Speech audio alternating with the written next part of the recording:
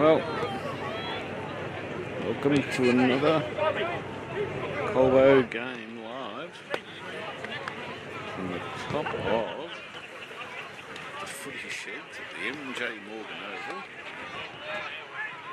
We've got Chris Ryan and Mitch McAvoy commentating. So I'm just waiting for them to get the mics hooked in and I tune out. And so far we've had a win for under 17s, had a good win, and the reserves, they had another good win for Sam, above the 10 goal mark, and that's all the scores I can give you. So, no one listening to me? That's good.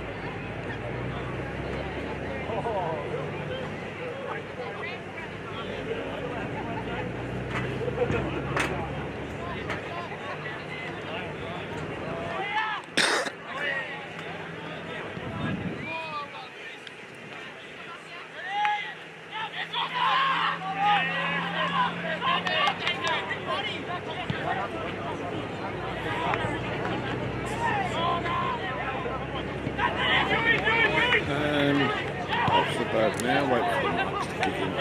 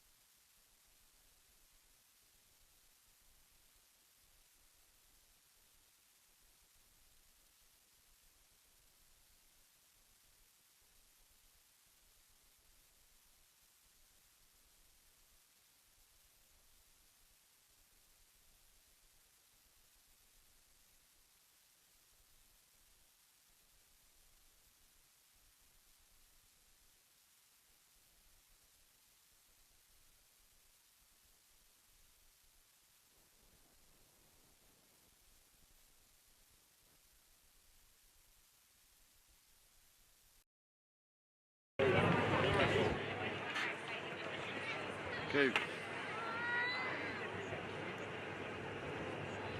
It's just me here, the guy who does the camera work.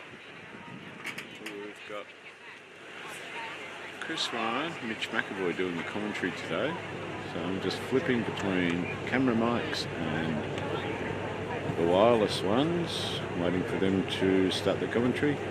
But we've got a bit of a reunion today at Colbo for the flags are waving in front of me. I'm not 1978 and the 1998 Premiership team. So there's a few of them gathering over there, having a few beers.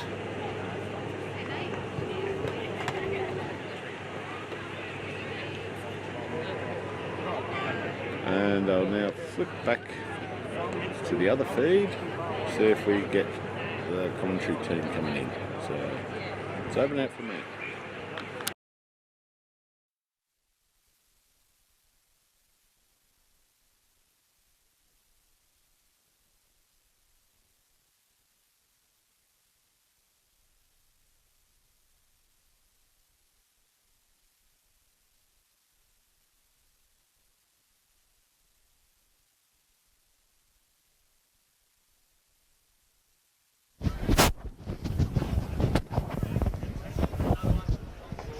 Chew, chew, one chew.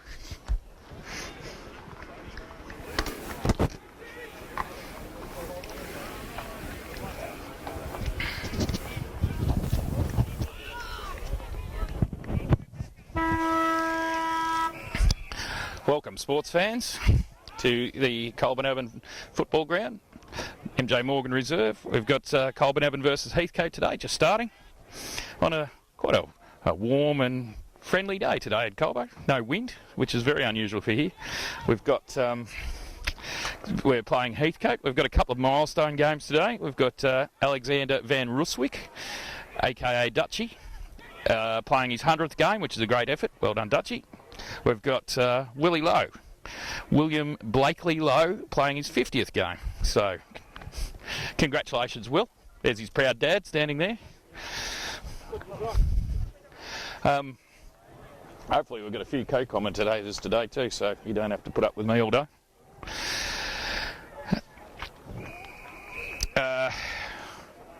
We've got, the thirds had a pretty good win today. Unfortunately there was one of the Heathcote boys got knocked out and carted off an ambulance, so I hope he's all well.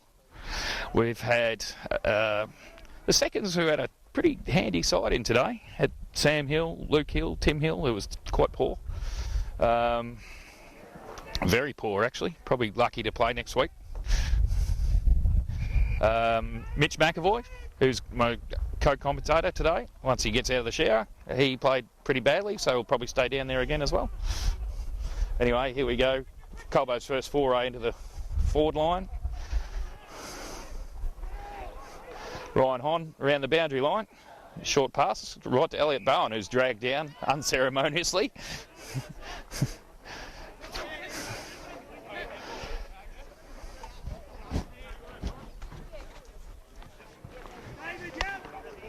Elliot didn't play last week. He had a bit of a niggle. So, of course, he's got a bit of age about him. I think he's nearly 40.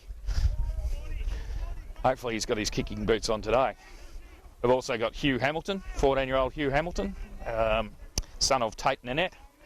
He kicked 5 goals last week in his debut, so he's number 7. So he's in for his second game, which is terrific. That's a beautiful goal to Elliot Bowen, where Colbo's on the board. 1 goal, 0, 6 points to Heathcote, who yet to score. Big shout out to Marion and Berkey, who are sitting in front of me. So if there's any swearing on the broadcast, it's most likely Marion. Hey Charlie, what was the third score? Yeah, Charlie Ryan reporting that the third's won. Charlie, he's not a real bright kid.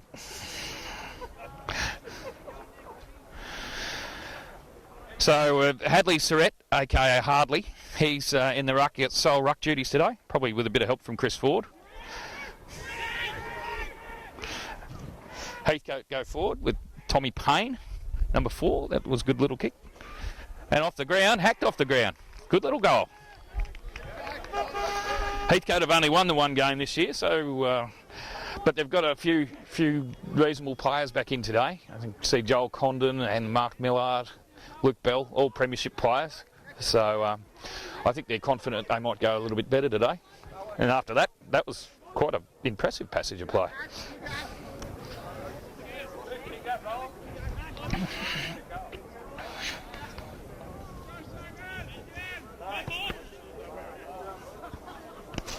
Colbo has a big reunion day today with celebrating the several reunions. The 1978 flag, which was the Paul Chapman era. See a few familiar faces back to that. It's good to see Marty and Aileen Tui here. Matt Ryan didn't play in that, so he's not here. We've got the 1998 flag, which is such luminaries as Justin Paul McCarthy, Anthony William Ogden, Andrew McLean. I think Guy Smiley was fairly young then. Guy was famous for having Sambuca shots afterwards and burning his chin. Drinking them a little too quickly. So he's here. And we've also got the 2008 reunion, which is couple of players out there. Nick Knight played in that game. He's now coaching. Seth Hill, Sam Vale, they all featured in that as 17-year-olds. So a few of those blokes still playing today, so it's good.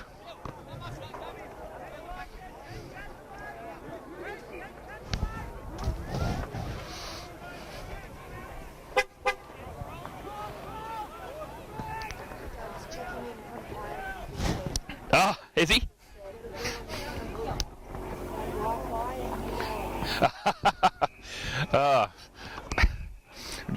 So we've got some international viewers again today. Hello to the Hons in Ireland. And my co-commentator Kristen, I think last time I heard him he was in Poland. I was supposed to look up what the Polish word for commentary was, but I can't do that. Sorry, Chill. And his dad Sausages and the great man Louis Churnside over in Poland. The Hons in Ireland. I don't know if we've got any other international visitors. Just let Damien know if you're listening overseas or at all.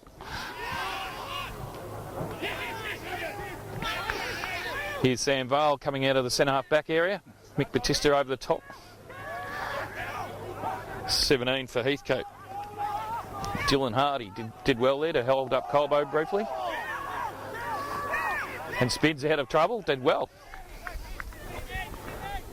Timmy O'Dwyer cleans up for Colbo, out to Hadley Surrett, who'll probably give it a big hoof. Yep. Xavier Walsh off the bench, couldn't take the mark. Mick Batista's in there. Ryan Hon, he's busy early, probably playing out of the middle by the look of it.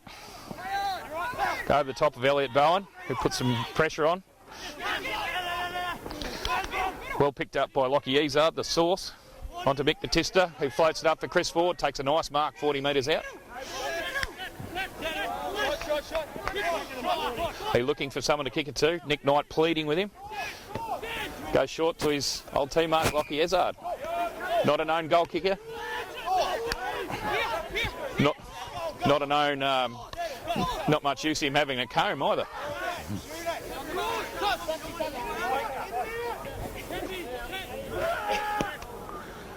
Touched off the boot anyway. But is a through for a point. So that's 1 goal, 1-7 for Colbo to Heathcote, 1 solitary goal.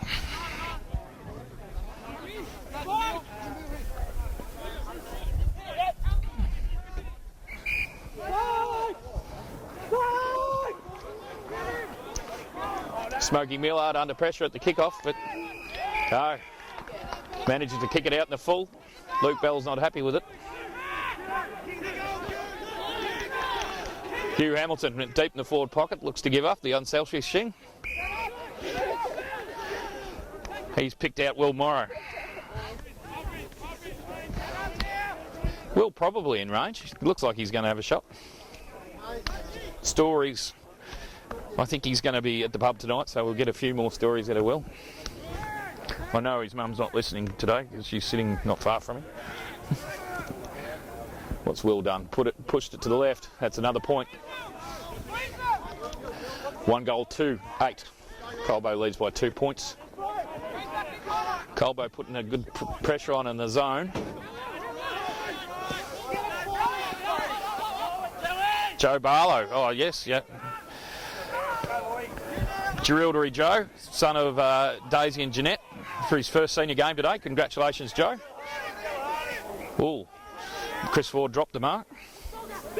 Xavier Walsh got it. Quick hands back to Luke Ezard, Lockie Ezard. Seth Hill with a stabbing pass. Elliot Bowen can't quite pick it up. Turns around well. No, still can't pick it up. Shovels out the handball. Dutchie in his 100th game.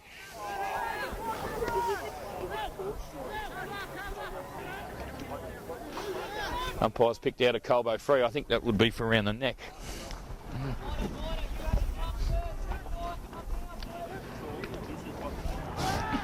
Big call out to the team from 78. You didn't play in it? You didn't play? No.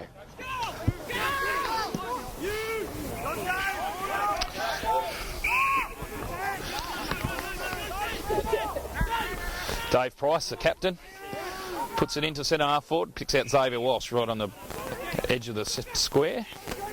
Nice little kick, finds Ryan Hon. About right on the 50 line. Ryan's first. I can't ask Mrs. Hon whether she'll kick the goal here.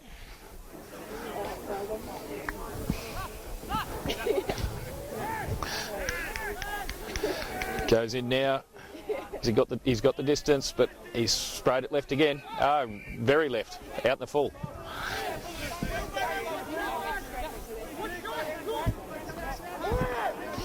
Colbo had the kick in the Ips last week, kicked 20 odd goals, about 100 points, so looks like we're heading down that path again. Big up and under kick from the Heathcote player. Oh, nice little mark there. Very good. That's Ryan Hon again. It's a bit too far out now. Centres it, looking for Elliot Bowen. Colbo stay down. Bowen goes up, no action. Jonty Kelly clears well for Heathcote, but Huey Hamilton gets a quick kick, sets up Batista. He lays a good tackle. Handballed over the line. He was probably lucky to get away with that. Another point for Colbo. 1-3-9, plays one goal. Heathcote player all out their own on that forward back pocket. He's held up by Will Lowe. Ray Romano. G'day Ray, everyone loves Raymond.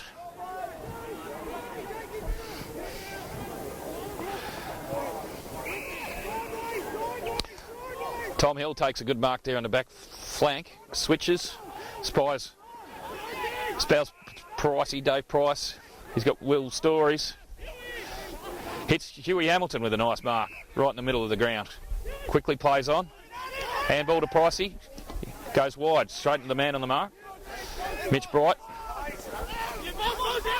Quick handball into Will Lowe. That was good play.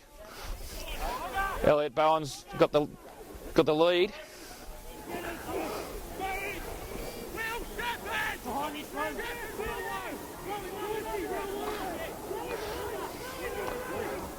Will Lowe in his 50th game. Back to Hugh Hamilton. He's featuring early.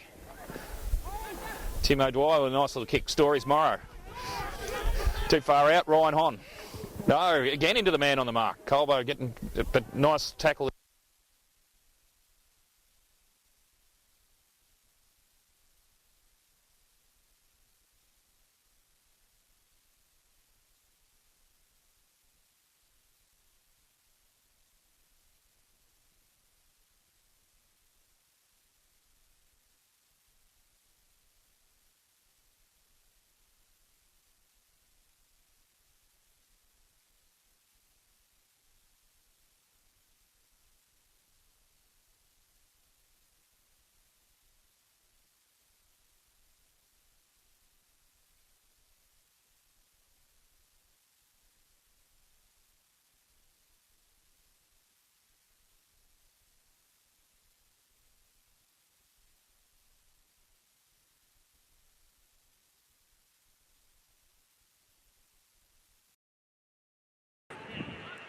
I don't know what's happened to the microphone feed, but it might be silent for a little while. I don't want you to lose the footage.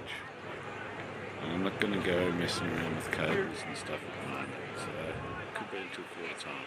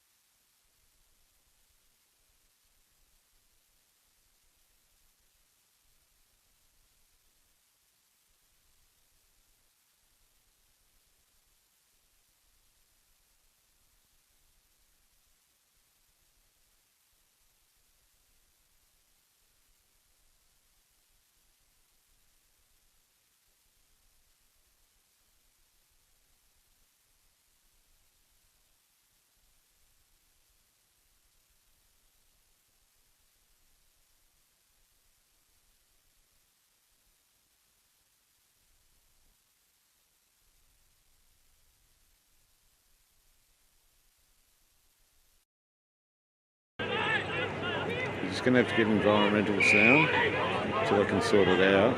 Got to wait for a goal. Obviously can't depend on Heathcote to kick in. There we go. Now I'll go and sort it out.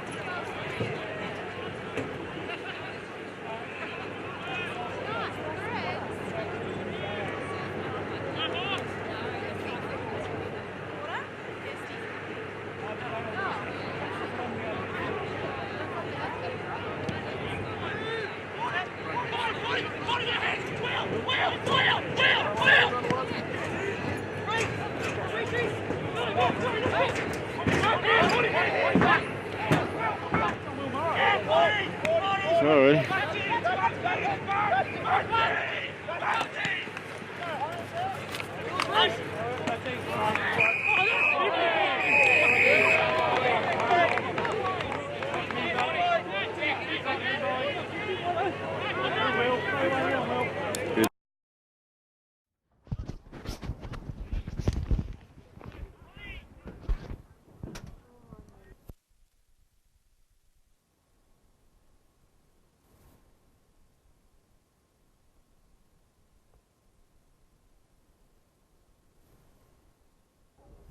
How's that, Damien?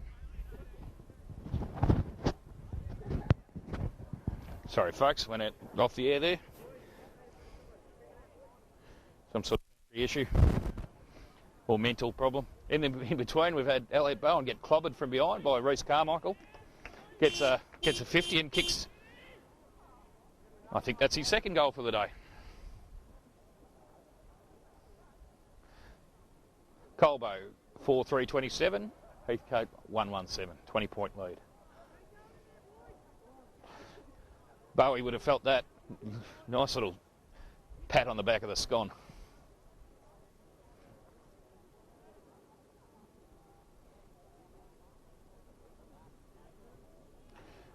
Got some pretty youthful boundary umpires here today. They look about 6 or 7 years old. Anyway, they're doing a bloody good job.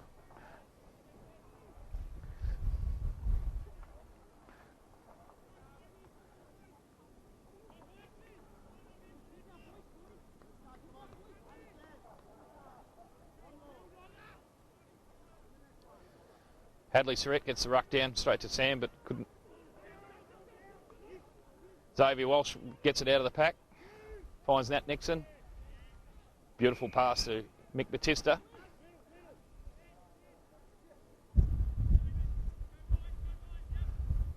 He's just given the umpire a few directions to make sure his man stays on the mark. Man's at about 40, 48.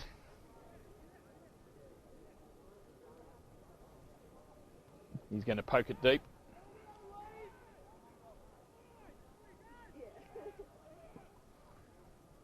Nice looking kick. Or just touched on the line. Heathcote looking to move it quickly. Starting to stutter. Oh, unlucky there. Ryan Hon put some good pressure on. Gave away the free kick.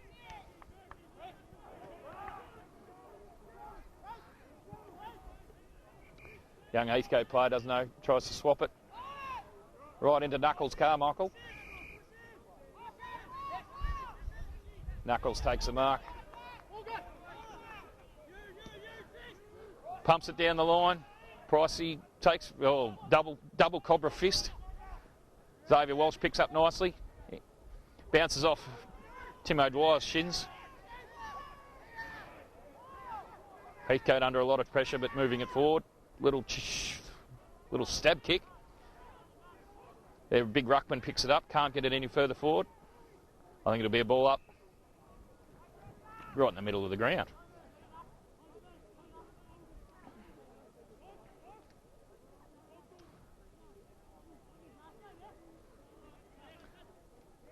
Good tap out by, again, Hadley Surrett, but straight to the Heathcote player. The Heathcote ruckman picks it off the ground. Big boot forward. Both players overrun it, including Tommy Hill. Damien Carmody gets away with a throw there. Anyway, the umpire's picked out the second throw, 2 throws in a row. Heathcote will have a shot at goal. I don't know, it's a bit hard to see from here, but they're sort of about 35 metres out.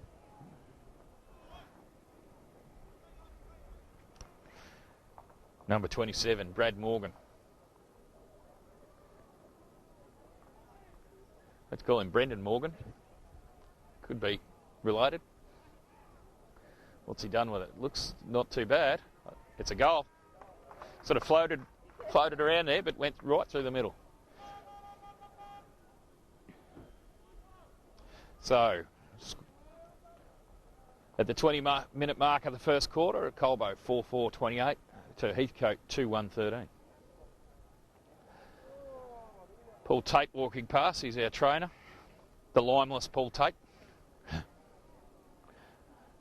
Got more balls than lime.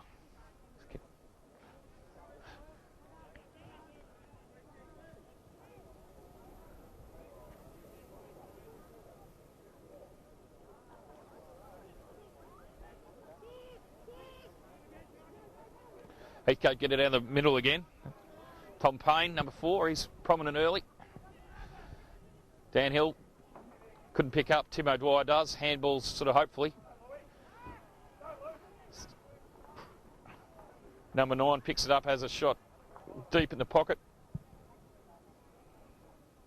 Scrambling. Colbo gets it out. Hugh Hamilton versus Mark Millard. Good tackle from Hadley Surrett. All over him like a big gorilla.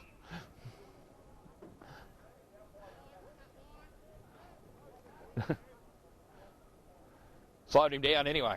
You wouldn't want Hadley jumping on you. Umpires picked out a... No, that was the netball whistle, sorry. Ball in on the far wing, next to the netball courts.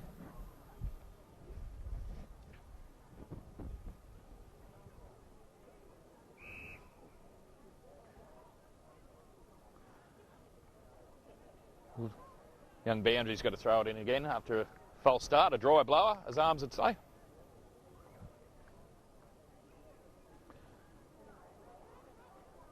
Hacked out there by big Heathcote ruckman. They've speared it forward again. Looks like Chris Ford's giving away a free there for over the shoulder.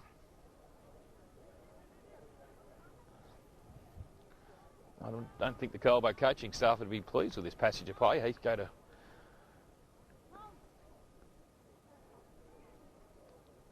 getting a few opportunities at goal.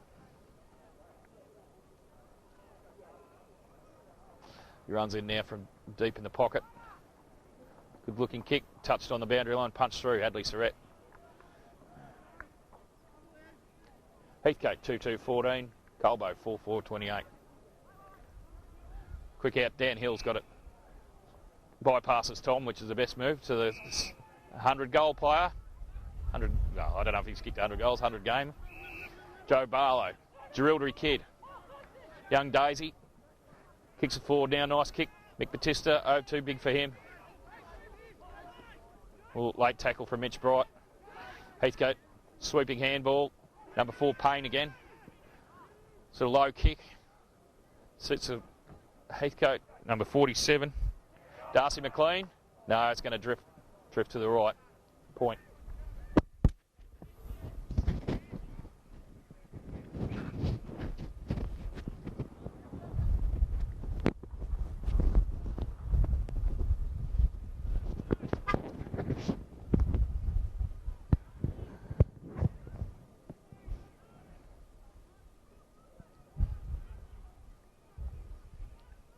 From the kick out. Speedy play by Dutchy there.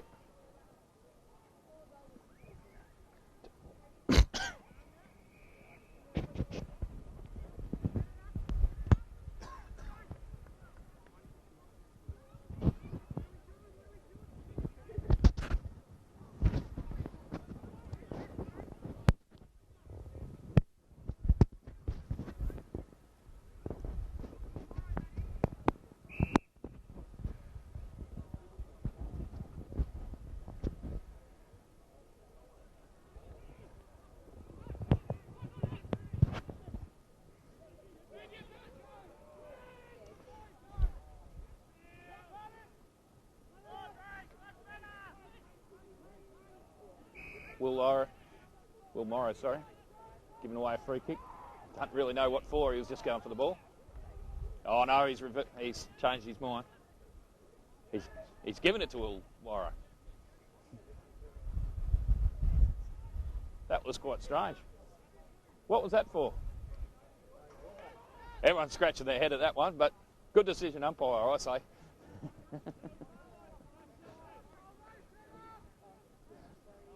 Stories Morrow comes in. That's his second goal. He looks on fire. He couldn't kick the first goal of the game, much to his mother's disgust.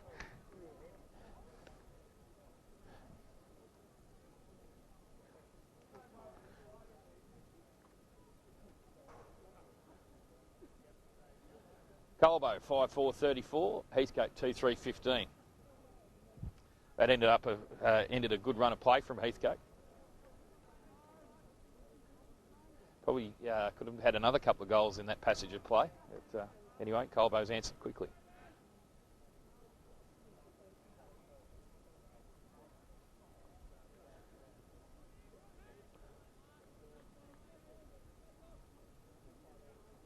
Right, the umpire's ready to ball up. Dan Russell, Hadley Surratt.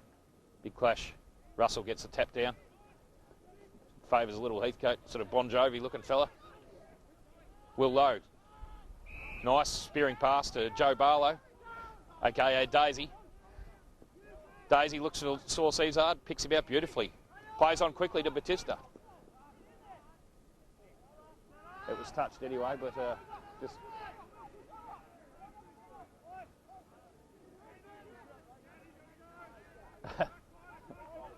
some of the reunion boys are starting to get a bit scrappy. I can see Sam McRae probably had a few tins in it already.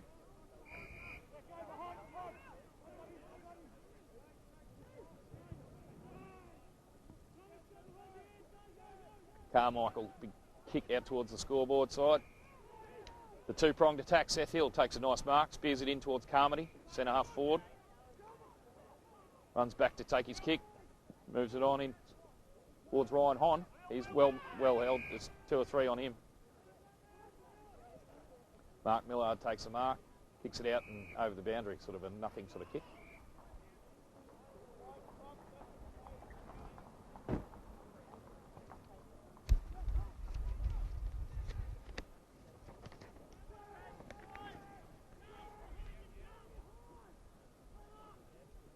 Quick kick in, Elliot Bowen takes a mark. Well within range. How many goals has Elliot? This will be number 3, will it, Stu? Thank you, Statsman Bumper. Bumper Brown, a former leading goal kicker in the thirds for Colbo, and then never ever played forward again.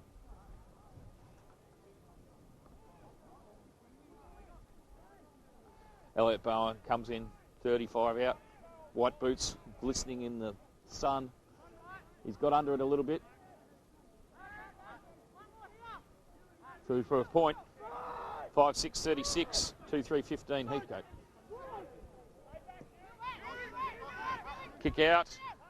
Oh, Hugh Hamilton contests down to Nick Knight, who was tackled. Good pressure from Will Storyslow. Nick Knight. And there's a siren. So, Colbo 5-6-36, Heathcote 2-3-15.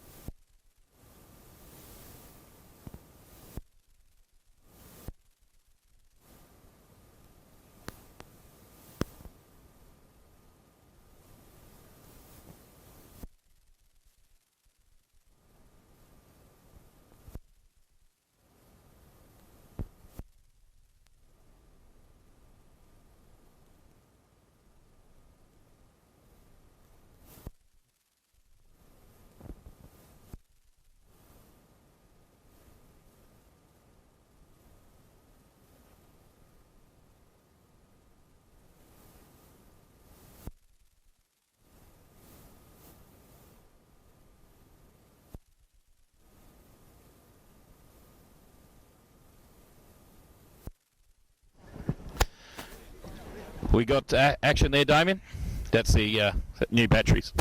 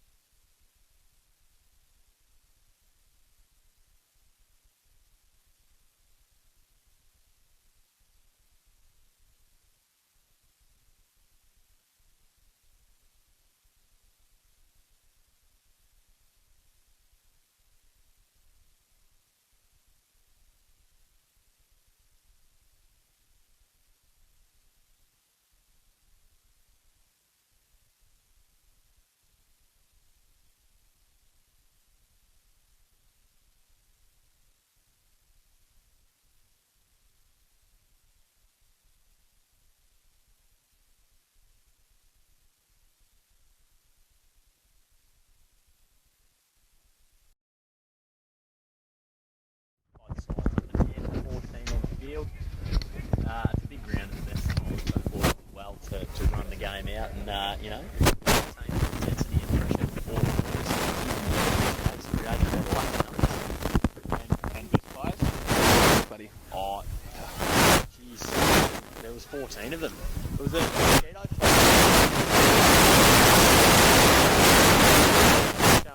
showing Nedzo.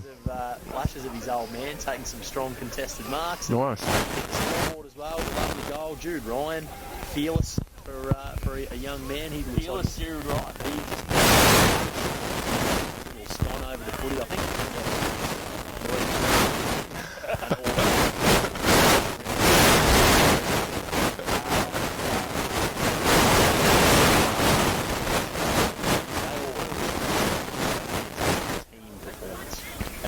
probably wasn't taking any notice.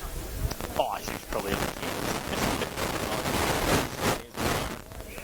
And we welcome.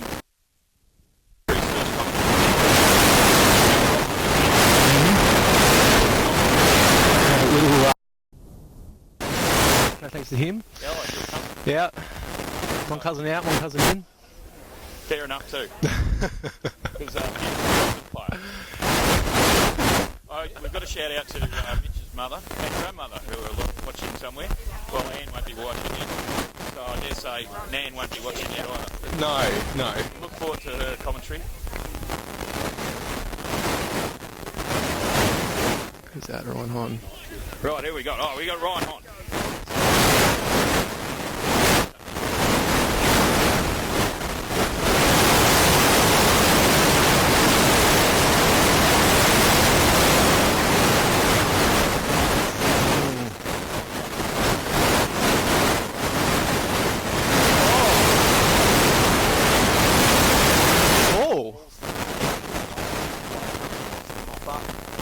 Clearing kick. Oh, Damien Carmody. Ball spills to ground. Feeds back. It looks like Dutchy has. Oh, he's spot up. Who's it, Joe Barlow? No, it's Honey again. Wheels around on the left. Long ball. Another behind. Score update.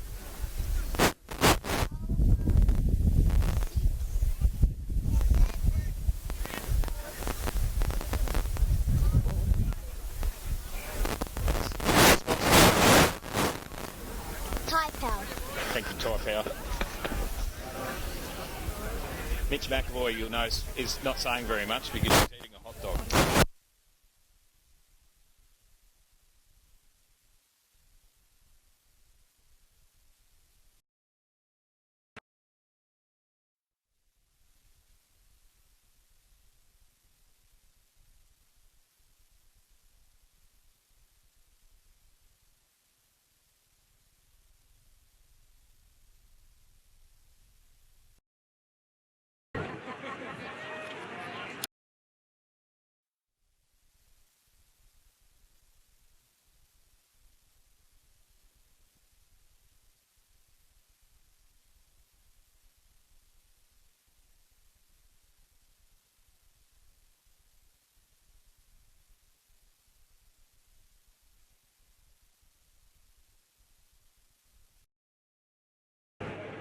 Sorry, can't be any commentary.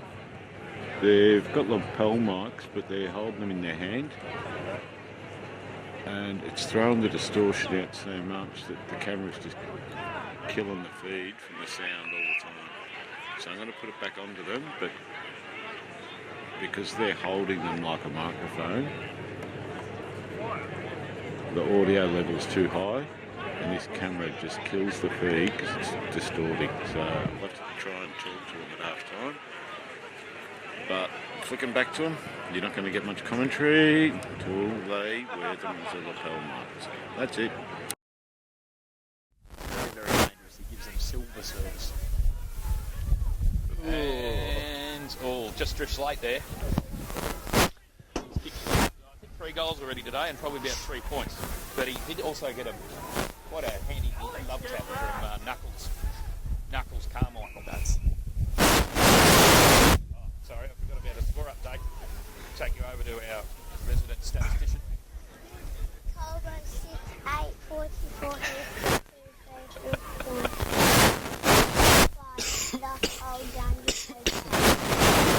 Hotel bidding for a good, beautiful pot there. If you do it on a Sunday, I don't think. Speaking of pots, Christopher, how's your week been? I had a pot of rum last night, Mitch. Yeah, a pot of rum. Yeah, we had a few drinks around the super shed fire with Yeah, right. young youth of the town. So it's a pre-Christmas or Christmas in June party, or No, celebrating the end of the week. okay, Cold refreshment got ya. and some burnt wine. Was one M Head McAvoy there? No, he was in the pub with Yeah, Marty Nolene, too. yeah, right. From Queensland. So he's matured a bit, has he? No, he was dressed like he was going to a 1980s disco. The jacket was ill-fitting. He had a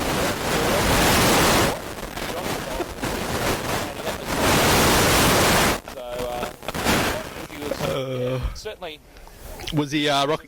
an old weather dressed up. So the old blazer didn't come out? No, because I've had to have a few words with him every now and then about the blazer. Yeah, what's the blazer? I think Carling Oliver put in his ear a few times that he's not 22 anymore. He can't be wearing that stuff. Yeah, got ya.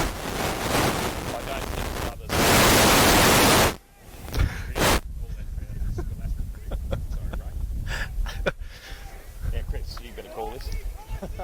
The ball's just been hacked towards Heathcote's offensive 50. Tom Hill has been mopped up, linking up with his brother Daniel, out to Hadley Surrett. Handball flicked out to Seth Hill. Looks to send it up the line. Ooh, dribbles the kick. Heathcote have mopped it up. Looking to go inside now. Oh, goodness me. It looks like Bradley Morgan has taken a mark for Heathcote. Just at the top of the 50. He turns, not much up in front of him. Heathcote plays streaming inside 50 to present. Ill-directed kick. Daniel Hill intercepts. Well done. Like usual. Play now. Short pass up the ground to Lockie Ezard. Possibly taken after the fact. Could have been 50. Umpire not seeing it that way. Looks to take off. Needs to come back on the mark as Heathcote players come back. Ezard, Swift could be on here. Probably need to do a pull the trigger by now. Still hanging on to it. Sends it long up the line to a nest of Heathcote players. All courts for a minute. Just as you're saying that, Gears, I want to say hello to the 6 viewers watching. It's great to have you on board. Thank you. Yes, just a shout out to all those watching. Thank you very much. Hope you're enjoying the commentary.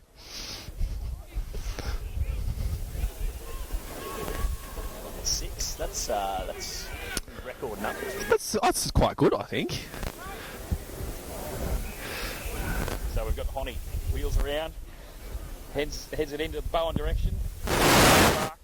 Some Heathcote bloke is sort of mopping up number one, Smokey Millard. She's out in the back pocket. Loping. Good kick. Intercepts Hill. Had to mark that. That's a good bustling play. They're on here. Gone out to the wing. Turn around, Seth. Tim O'Dwyer lacking for a bit of pace there. Who's that number 18? He's a fair big boy.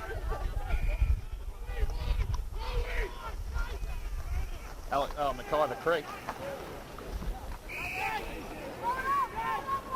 He's got a set of legs that suggests that him and the Vaseline have had a bit of a meeting before the game. Or else there'd be quite some shaking. Who's that? Willie Blakely Lowe.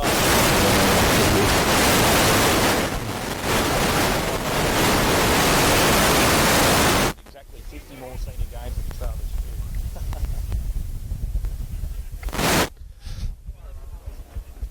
Have you had a chance to see any of the old boys yet, Slab? Yeah, we had Damon Cusack, aka Full Sack. He came over at quarter time. Luckily, the thing turned off. I'm just avoiding 2 people today. Guy Rapton. Yep. Just best to avoid him at all. Within reason. Yep. And Justin Paul McCarthy, who's a hopeless idiot. Good finish there by Bowie. That's his number 4, I think. Number 4 bumper. Sorry, goal. Sorry, and here we have someone to give us a score update. Colbo 7, 9, 51, 2, 3, 6, 7, 1, 2, 5, West Farm Supplies. Good man, Jacko.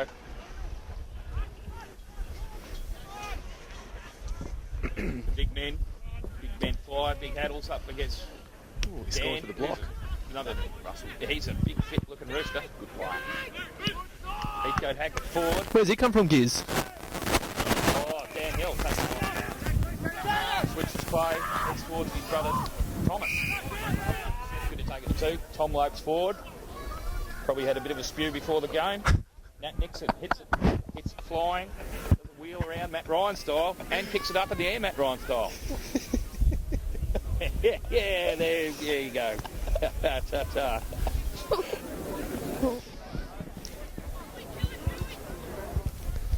Matt Ryan making an appearance today? No, he's retired from the footy. Yeah, might be live streaming. You never know. This is King. One of the 6. None of the 6. Oh, Matt Ryan's a more of he plays blackjack on the internet, and I think he looks up sort of romantic stuff. If you get me drift. Say no more. Here's Chris with an update. Football. You heard it here first.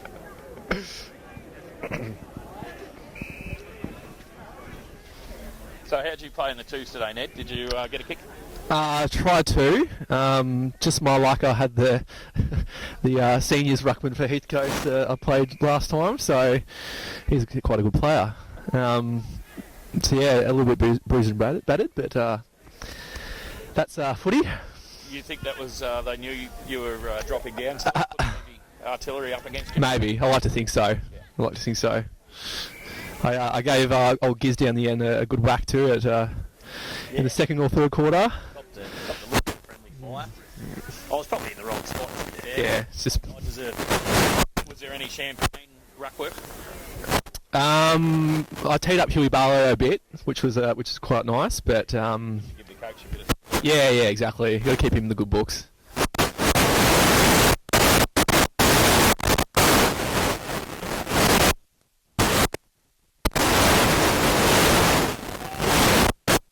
Mitch's father, Ray, who's usually pretty on. Yeah. I asked him what he thought about Mitch's dumping, and he said something along the lines of should have.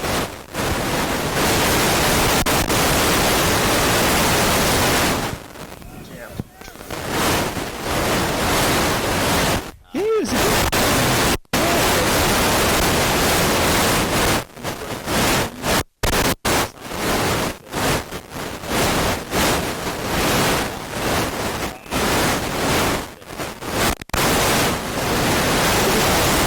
Isn't it? I feel like I did quite well, but there's usually a grumpy line and then an extra grumpy line, and I just felt like it might have nudged over a little bit this morning. Do you think his tight-fitting blazer might blood flow and make it a bit... Well, he's gone for the conservative grandfather look today, so he's gone for the Melbourne wanker look, I think. Good to see son of Bon Jovi playing today. Number 9. Bon Jovi was a famous Heathcote footballer in the 80s and 90s, with a sort of cock rock mid 80s hairstyle, and I see we have that again in Heathcote. Heathcote are all the better for metal hair. That's good finish there by Chris. Who kicked that goal? Chris Ford. It was Ford? great goal there. No, he got distracted by Meathead, who does distract you, especially these tight-fitting blazers. He's wearing a nice little wool jumper today. Well, that's what I was saying. He's got the conservative Melbourne wanker grandfather look. We better get a score update. Here's Jackson Nezzy. 8, 9, 57. Colbo, Heathcote 2, 3, 16. Proudly sponsored by...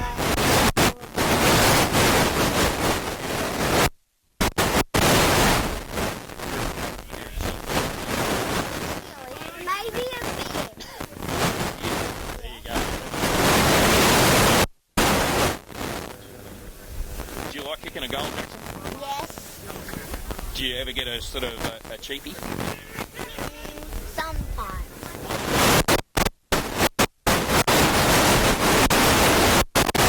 Is it true that you're a tackling machine, Jacko?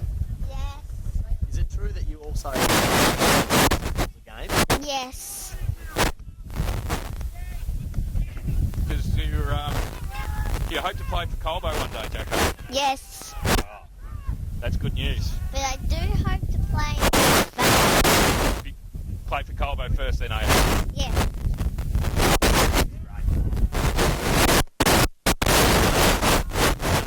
Very well coached. His performance last week and so far in this game can only be attributed to excellent. I have no doubt about that either, Giz. That's Hugh's second goal too, I think. Score update once again. Colbo 10, I think that's right. 9-9. 9, 9, 6, Heathcote 2, 3, 15. Proudly sponsored by Sports Power. Sports Power in Rochester. Yeah.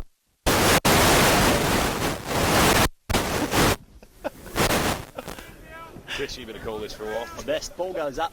Surrett and Russell ball spills out. Ezra just overruns it, manages to dish it out to Will Lowe. Finds another handball to Mitch Bright. Wonderful season continues. Yeah. Chipping ball out to Nat Nixon. He's in a bit of space out there. Now comes across to provide the Shepherd. Just steadies now.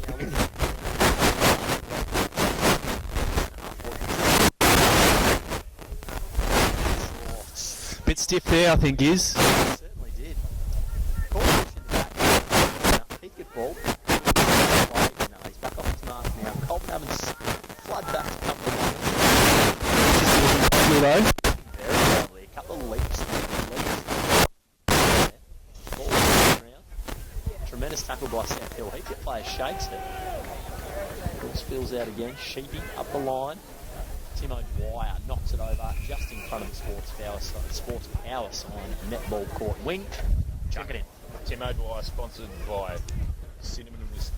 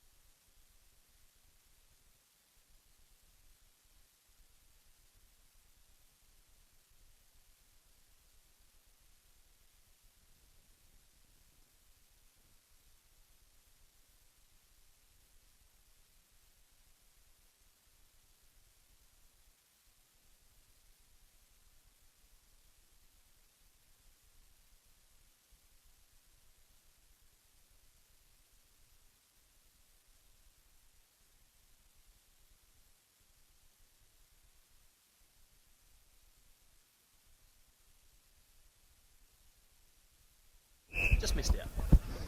Bad luck there, Chris. He's also probably been busy writing speeches for our Premier. So big shout out to Dan Andrews. G'day, Dan. Any grants available, we're most welcome. Hope you're watching, Dan. 2 or 3 story club rooms. If we can organise that, that'd be tremendous. Staunch Labor area here in Colbo. Far left area. Very red shirt. If you're listening. This could become a safe Labor seat with a club room, I reckon. And probably, if you are listening, Dan, a new box for the people on the gate. It's just not cutting it.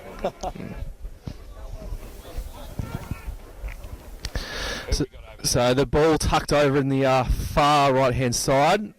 Umpire's called a high ball. Looks like it's going to Heathcote player. Will Morrow with the illegal tackle there. Kicks down the line. We have Nat Nixon, who's taken a rip and grab, but umpire says, no, give it to me and I'll throw it up. Umpire says, I gave you a free kick, which is a bit spurious there before Nat Nixon, so I'm going to take that mark off you. Chris Ford in the ruck there. Good pressure from Nat Nixon. Yeah, he's on today. Willow gets brushed off like a leaf. Oh, good work there from Mitch Rod. Heathcote butter up. Centre it into centre half forward, number 9. Ooh. Bit late there by Dan Hill. And Heathcote will have a shot on goal here. Small wine glass. Yeah, it is. Yeah. Small cup.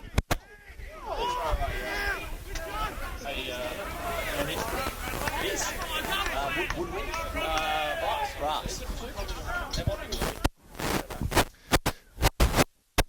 I reckon he's got the leg here. We'll find out. Looks good. Those look very good. That's a great kick. Very good kick. Louis kicked low. I reckon that's his second goal. I reckon he kicked one there earlier in the first quarter. But I could be wrong. Now for a score update, we go to the future AFL player, Jackson Nezzy. Colbo 9963, Heathcote 321, proudly sponsored by Bendigo Bank. Good on you, Bendigo Bank. Good on you, Jackson. Where's your little brother today? Oh, right. Bit too cold for him. There you heard it. Silly and stupid. We got Bale. Muscles a handball out. Quite control it.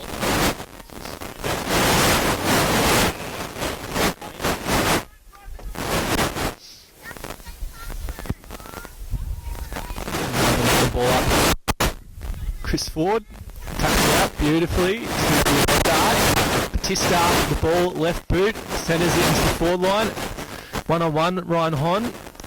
Bell does the track on the far right hand side. Wheels gives to Joe Barlow on the left and hits Ryan Hon up beautifully, who plays on and snaps the goal.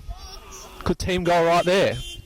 Yeah, Bowen looked quite nimble on the fly there. Controlled that ball really well. Controlled the ball and was able to dish the handball out to Joe Barlow for his first senior game of the season. Quite a good impact. Good user of the footy and quite strong through the core. Keeps his feet and it's going to be hard to drop him after today's performance. Still a half to go. Fingers crossed he can continue to maintain that sort of pressure and intensity for the full 4 quarters. Do you think he's a better prospect than his cousin Hugh Barlow?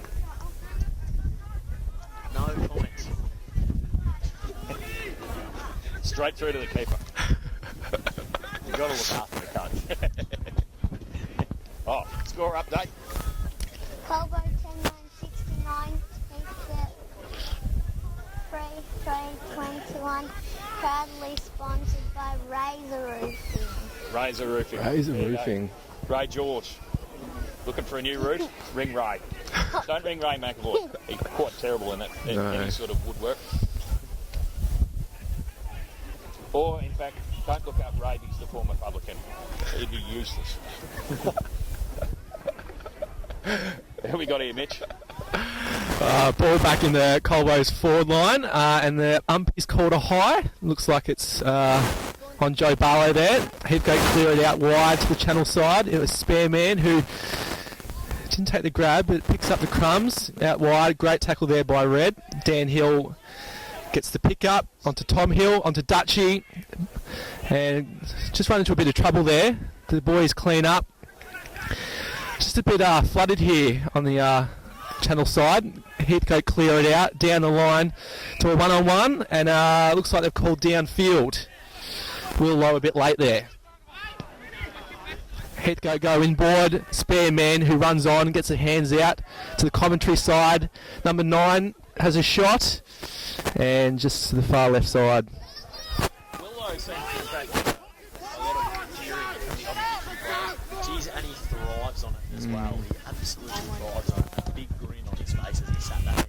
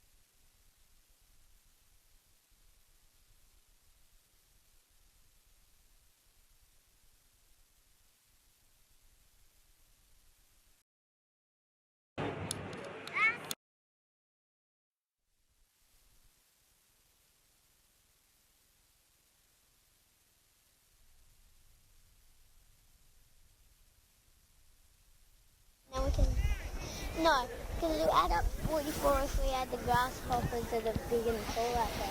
A few margaritas tonight, Christopher? What are your thoughts? I see they've got icy ones, so I like the margarita, but I like it. Only icy? Yeah, got ya. I like the slushy ones. Got ya. Siren just sounded. The Coronas, I suppose, Mm.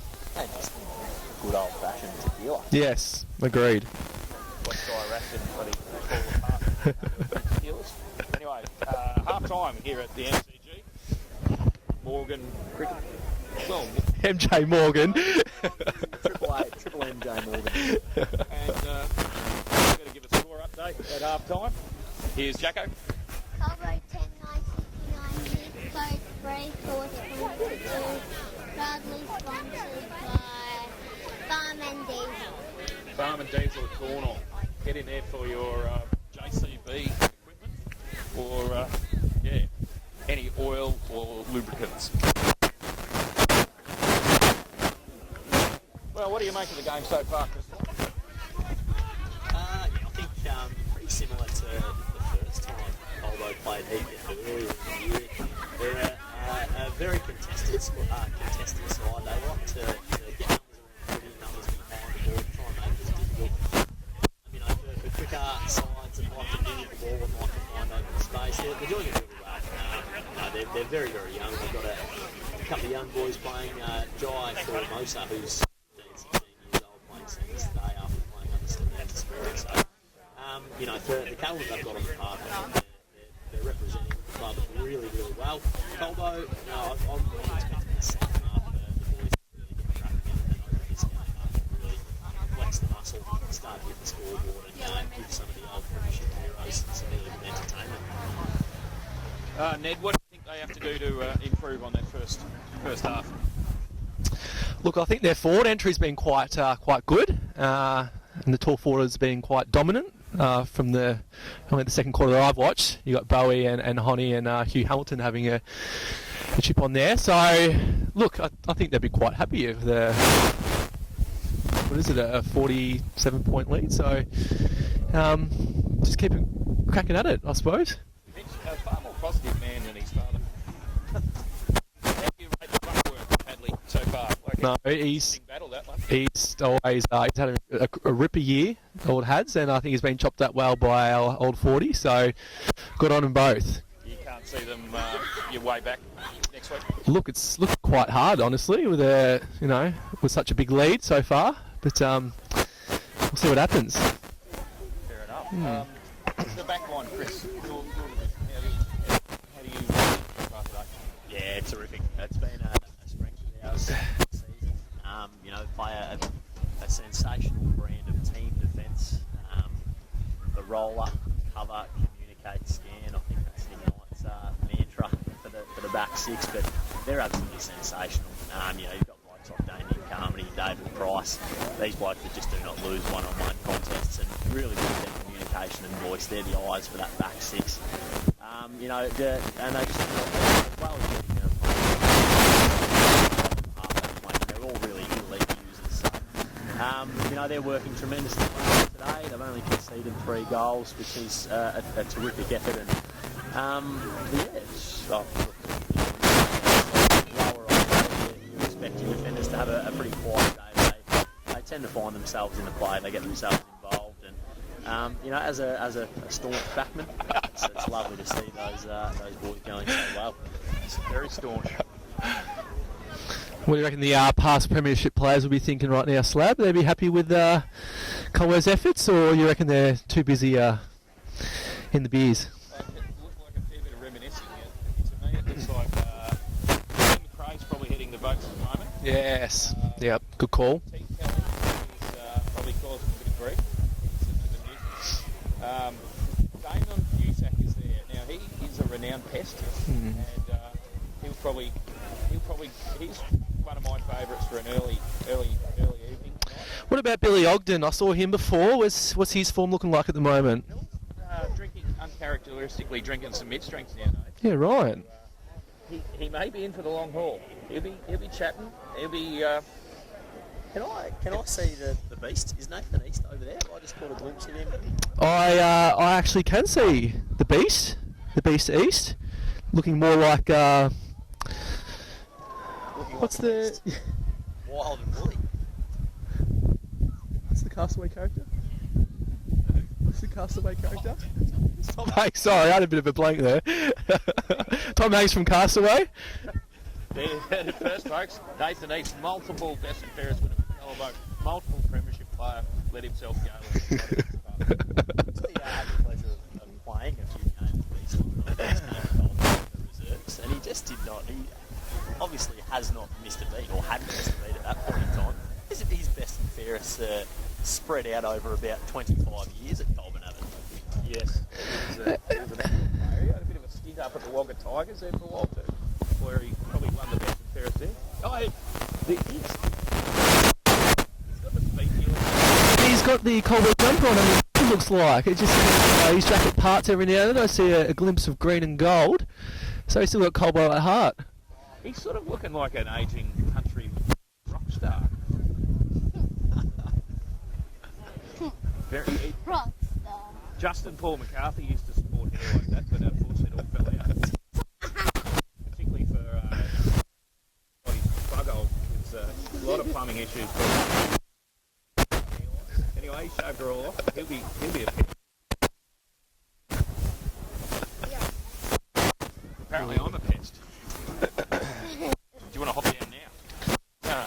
So I'll tell you what, Colbo have done very, very well. On a day that White Hills happens to have the bye, so Brent Funky Miller could attend. Coincidence? Matt Reardon, Katandra have also got the bye, so Big Duke's Reardon with his big chin and forehead is able to and celebrate with his 2008 premiership. It's good to see Funky Miller sporting a Colbo Football Netball Club hat too. Not sure what the White Hills committee would think about that.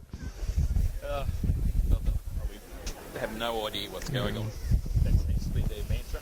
Ranelling White Hills. There's a nice spread in the ABBA today regarding our Philip Charles Morgan, a.k.a.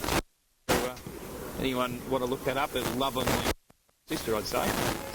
It features a number of his exploits, but didn't mention a number of his lesser-known exploits, like getting the time former Colbo Premiership player, Cooch Mario Di Sant'Anna was sent to Colbo to look after him before the final, and Took got him horribly drunk, and they got stuck in the creek, and Cooch lost his shoes, and went back to Shep United, vowing never ever send me back there again. Anyway, came and played the next year and won a player. I think there was a story. There was the day before, and he stitched the minder up. Yeah, that's it. And then the next day in that premiership was at Shep United. I think it was a Colbo flag. Shep United. Two, they won the grand final and Took was best on, kicked 6 or something. Yes. Taking the absolute. Took fairly famous for keeping refreshed before the game, but whatever worked for you. There was one game where he and Brendan McCart had been finished in the super shed bagging superphosphate. It was a cold day, a foggy day, so decided to call in the pub for a couple. Had a couple of morning, Bit more. Yeah, got ya. How's the other one?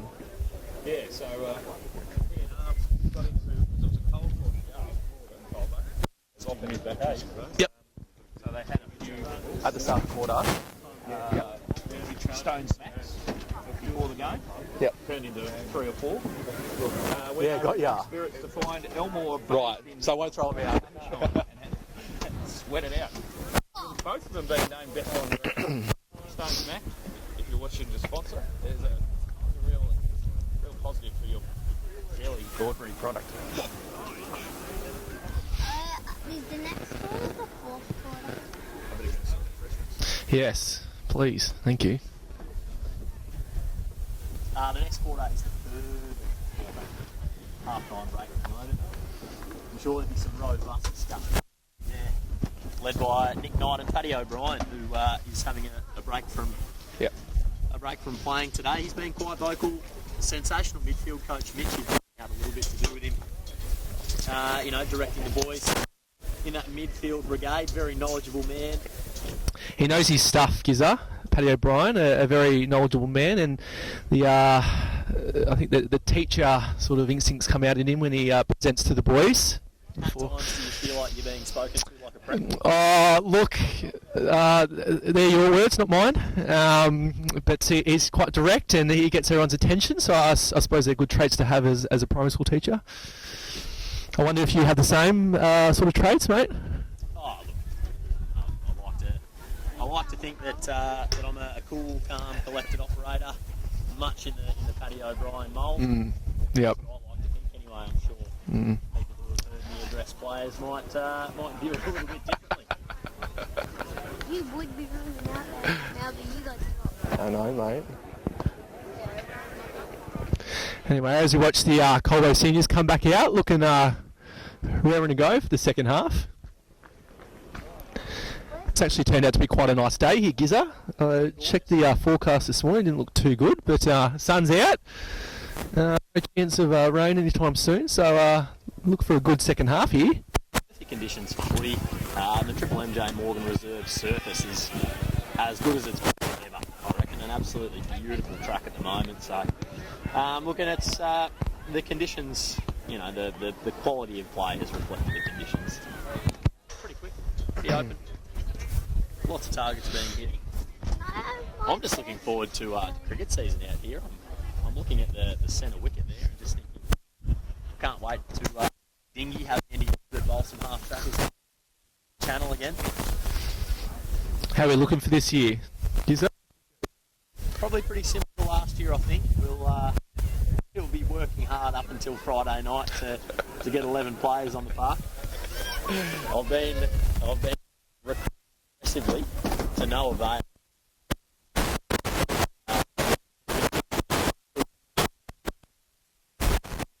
Exactly. Yeah, exactly. Something you don't want to think about too soon. Yes. When you're not getting a kick though, it's easy to start thinking ahead to cricket season. Those Grant Weeks out there, the Colbo runner, looking very fit and trim at the moment.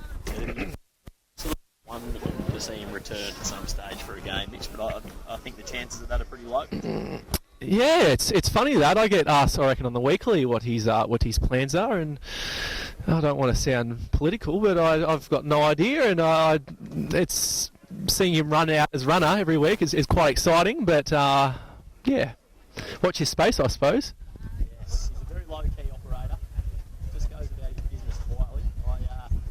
I tip in on 101.5 Fresh FM on a Monday night for their footy show with Michael Lowther, who's a Golden Square fanatic. And he every Monday night it comes up.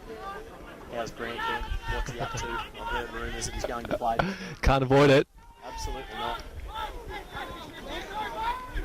Tremendous player over a number of years. His stats are incredible. The amount of goals he kicked in such a short space of time. Unfortunately, the career cut short with a back condition. Some vertebrae not doing what they need to be doing there. But I reckon being out there with the boys, seeing them do quite well, will be getting me a little bit excited, I reckon. With good cause. Greg Knight and Onions Harrington walking past us at the moment. The Brains Trust up in the tractor pull box here at Colbo having no doubt a discussion about ways that they can improve Colbo performance in the second half. I will go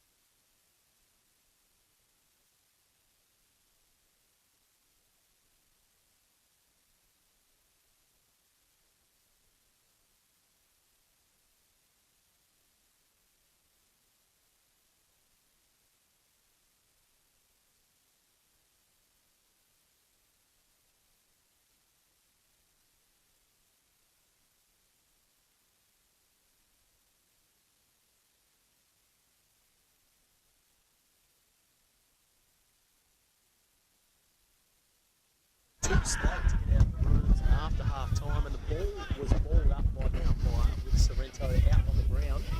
As we were walking out of the club rooms, the ruckman picked the ball out of the ruck and waltzed down into an open goal and kicked a goal. Yeah, right. In our positions. Yeah, right. Here we go, Heathcote coming out now, so no risk of a similar incident.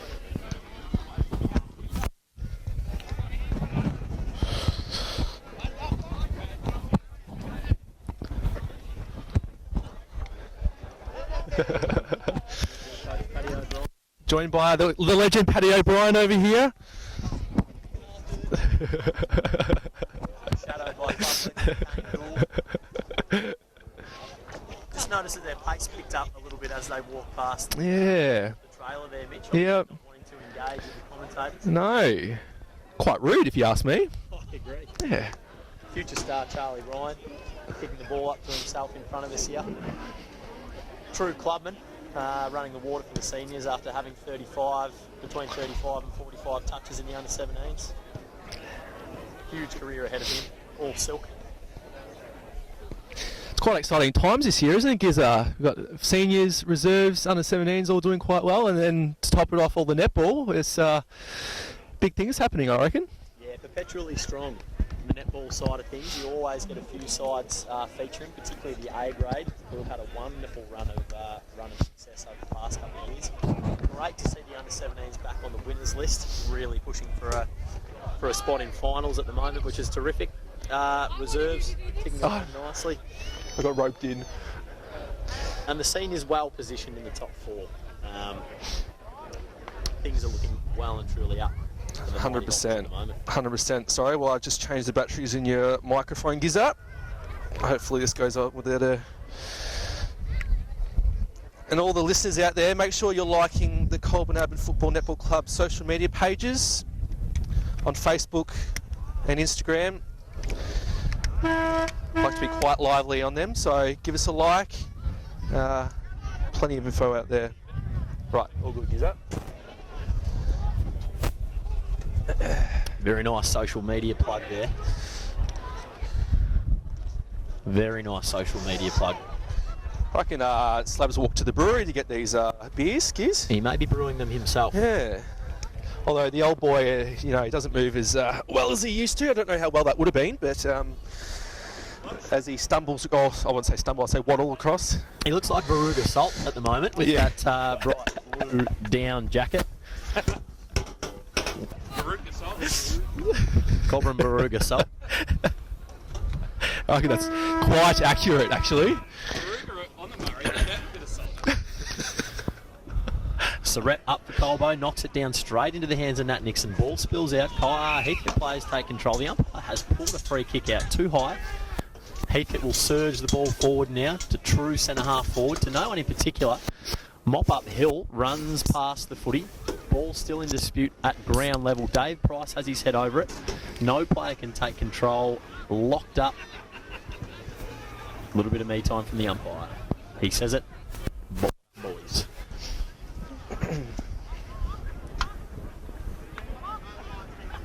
Surrett nominates up again. Deft tap down to his own hip. He could have been sensational in the clearances so far this third quarter. Bradley Morgan sends it forward. No one home. Daniel Hill knocks it over for one behind. Score update, Jacko.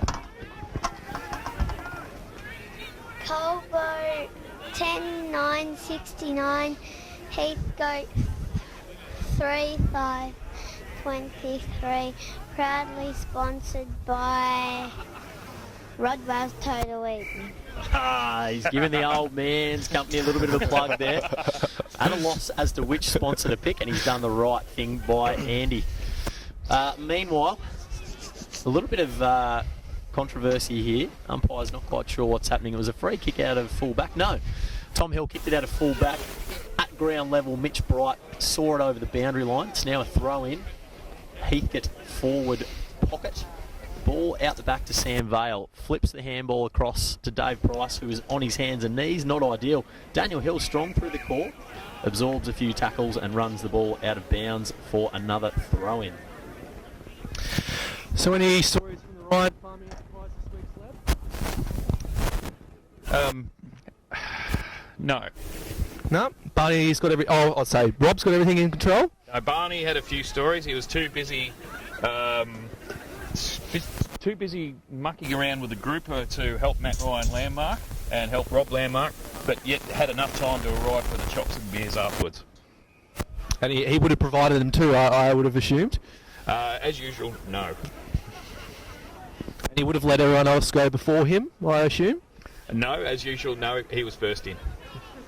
And he would have packed up, cleaned up, and thanked everyone, I assume? No, he still hasn't had a shower yet this week, I don't think.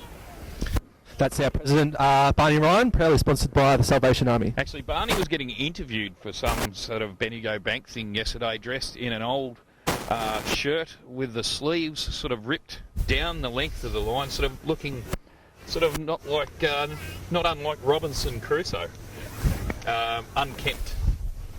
Just great having a leader of a football club who can present well and just be, the showboy club, isn't it? Well, I think that's choice by Barney Ryan to run the ragged look, and I think he runs it quite well. He's a true representation of Colbo's community, rugged, hard-working, dusty. Now, on my travels to get some cans, I ran into two Colburn Abbott legends. Big shout out to Squinton Linton and his smaller brother. So the Jacobs boys, absolute champions, fresh back from a win for Eagle Hawk over Strathfield, say 10-goal win. Well done, Jacobses. Terrific. Poo Picasso and hot dogs. That's oh goodness me, that is a lovely set shot Great from goal. every part of 50 metres out from Heathcote. I'm started the third quarter in tremendous form here. Darcy McLean, 47. Darcy McLean's gone back and buried that one. Colbo 10-9-69 to Heathcote 5-5-35. Ball returns to the middle. This clearance very, very important for Colbo. It would be a real shame if they allowed Heathcote to arrest some momentum and start to apply some scoreboard pressure. Surrett up. Ball spills down straight into the hands of Mitch Bright, who flicks a handball out to Sam Vale. Sends the ball inside 50 to no one in particular. It's come over the back and Bowen gets his hands on it on his left foot. One behind. Well today, Owen. Although come up a little bit dusty by the look of that one.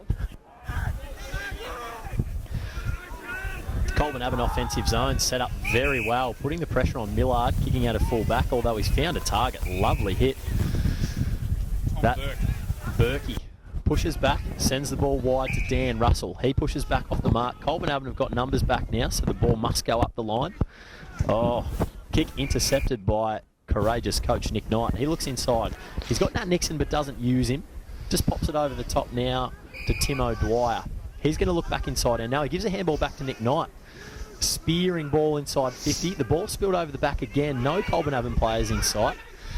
Heathcote player handballs the ball to no one in particular again. Morgan mops up, sends it back to Millard, who again, lovely kick out to the netball wing.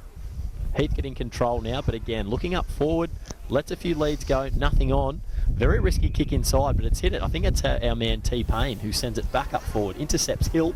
I'd like to think he's known as the House of. The House of T-Payne. It's Carmody now, in control of the footy, looking for the switch to Van Ruswick. Just a little bit short. Heathcote player knocks it to ground, but Van Ruswick very, very pacey. Regains control, flicks a handball back over the top to Daniel Hill, who again overlaps to Hadley Surratt. Looking up the line now, sends it long. He's got Ryan Hon in space. Dan Russell comes across and intercepts. Sending the ball back through the middle now. He's hit his target wonderfully now. Oh, and play on. Dodges a few tackles, this Heathcote player. Sends it back to true centre half forward. Guess who? Dan Hill intercepts, flicks the handball out to Timo Dwyer. Looking up the ground, he's got Nat Nixon working hard for him. Left foot kick has just landed in front of him. Nixon in an absolute paddock now. He turns, nothing in front of him, indulges in a bounce. He's burnt Batista there, could have lowered his eyes and used him. Ball goes towards Bowen, out the back, Ryan Hon, uncontested mark. Dishes a quick handball off to Nick Knight. On the left, lovely goal. Just a little bit of a how you going to the Premiership reunion over there behind the goals. A little bit of me time. Thank you very much. That might be Nick's first goal of the game. Brilliant team goal there, I reckon. Worked all the way from the Heathcote forward line, all the way Colbo forward line, and Nick Knight finished off beautifully. Just give the score update there. Score update, Colbo 11.975 to Heathcote 4.5 at 29. Proudly supported by Steph Ryan, MP. Cousin Steph. Hello to cousin Steph. Steph really your cousin? Yes. Well, there you go. That's where the political knowledge comes from. That's It's right. in the family. Well, I do not claim Jim Bob. Sorry, Jim Bob. Ball up in the centre now. Surrett knocks it down. Mitch Bright was lurking again. Surrett hacks it out of midair. 25 metres forward. Russell now again. He's really starting to influence the game. Sends a tube forward. O'Dwyer, one-on-one. Beats his man. Gains control of the footy. Flicks it out the back. Damien Carmody's handball to Daniel Hill. Ball spills out in dispute now. Heathcote have got numbers everywhere, but the umpire's pulled a free kick. Carmody give away a... Didn't have the ball, so Damien Carmody, Shiraz Carmody giving that one away. It's Morgan again, number 27, who'll line up for goal about 40 metres out, directly in front. Tail light.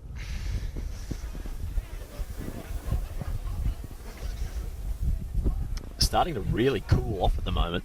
Yeah. About to go 100%. down and jack it up like Slab Ryan. Morgan has gone back and buried the goal. Very, very important one for Heathcote. Really worked that well in transition there. Colbo looked certain to score, but they bounced the ball back coast to coast and hit the scoreboard. Colburn Urban 11.975 to Heathcote 6.541. It's got bloody cold.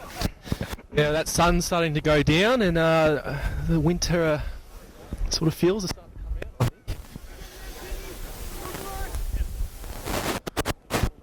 In a steel cage, up a few metres high, and looking at all the supporters enjoying themselves right around the fire. Yeah, the fire in front of the can bar's looking very inviting at the moment.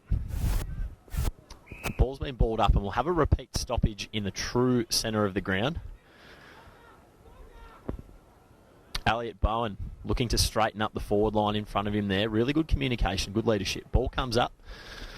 Won by the Heathcote ruckman. Another shallow tap as many players look to push the ball out. But again, we'll have a repeat stoppage. Plenty of numbers around the ball here at the moment. Surrett up.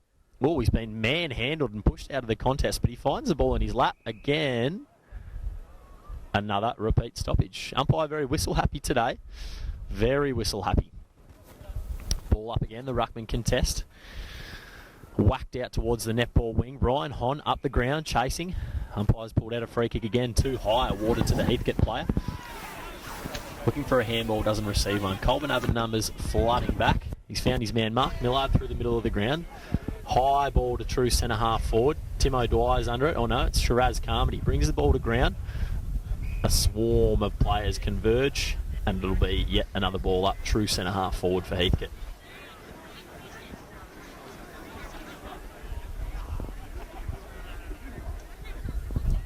Ball up again, spills to ground. Heathcote player hacks it forward. It'll be one behind. Yeah, Mitch, I see they've got not only Daniel Russell in the ruck, they've also got Damien King, another former premiership player. Did you ever ruck against Damien? I'm not sure, actually. Can't say I have, to be honest. He probably has, but just doesn't know who he is. And that's a fair call, I think. Such is the talent of Mitch McAvoy that he doesn't stress too much about the names of his opponents. Ned McAvoy, very famous for being in the bubble when he plays and not taking much notice of what's around him. Daniel Hill looks to clear the ball out of the back pocket. Helicopter pass landed in the hands of Mark Millard. Brings the ball back inside, but he's coughed it up. Coach Nick Knight, uncontested mark, pushes back. Looking for something up the ground. Hugh Hamilton presents, doesn't honour, looks to go wide. Lockie Ezard's in a paddock out on the tractor pull wing. He runs and carries. No bounce, chisels the ball towards Elliot Bowen. Over the top, turnover. Knuckles Carmichael, who has an old boy, is he? displayed a few knuckles already today, particularly to Ryan Hon. Obviously really good mates. Chiselling ball from T-Pain out towards the netball court wing. Heathcote player regathers, feeds back. Surrett there to apply pressure. Ball comes out, intercepts Hill again, has been sensational today. Pushes back off his mark and looks to move the ball up the line. Chips it over the top to Nick Knight. takes the mark. Misses.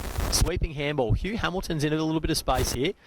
Just steps around, looking to bring the ball back inside to Lockie Ezard. Back out to Nick Knight. Into true centre to Tom Hill. Picks it up on the half volley. Flicks a handball back out to Carmody. Need to slow things down here. He's found David Price, who takes the mark. Will Morrow comes up at him hard. Lovely delivery. Beautiful. The skipper leading from the front today. Morrow chips the ball for... Oh, Chris Ford out on his own. Uncontested mark. On the arc. Wheels back. Heathcote players flood back now. He's looking for a lead. Bowen comes. Doesn't honour him. Ryan Hon. Terrific. He wheels around on that left as he does so often. Lovely goal. Oh, he's up and about too. He loves that one. 5 metres out. Comes through post height. Another little salute to the boys behind the goals there at the Premiership reunion. Colbo Oven wrestle one back. 12 goals, 9, 81 to Heathcote's 5, 6, 36. 12 minutes, 47 seconds gone in the third quarter.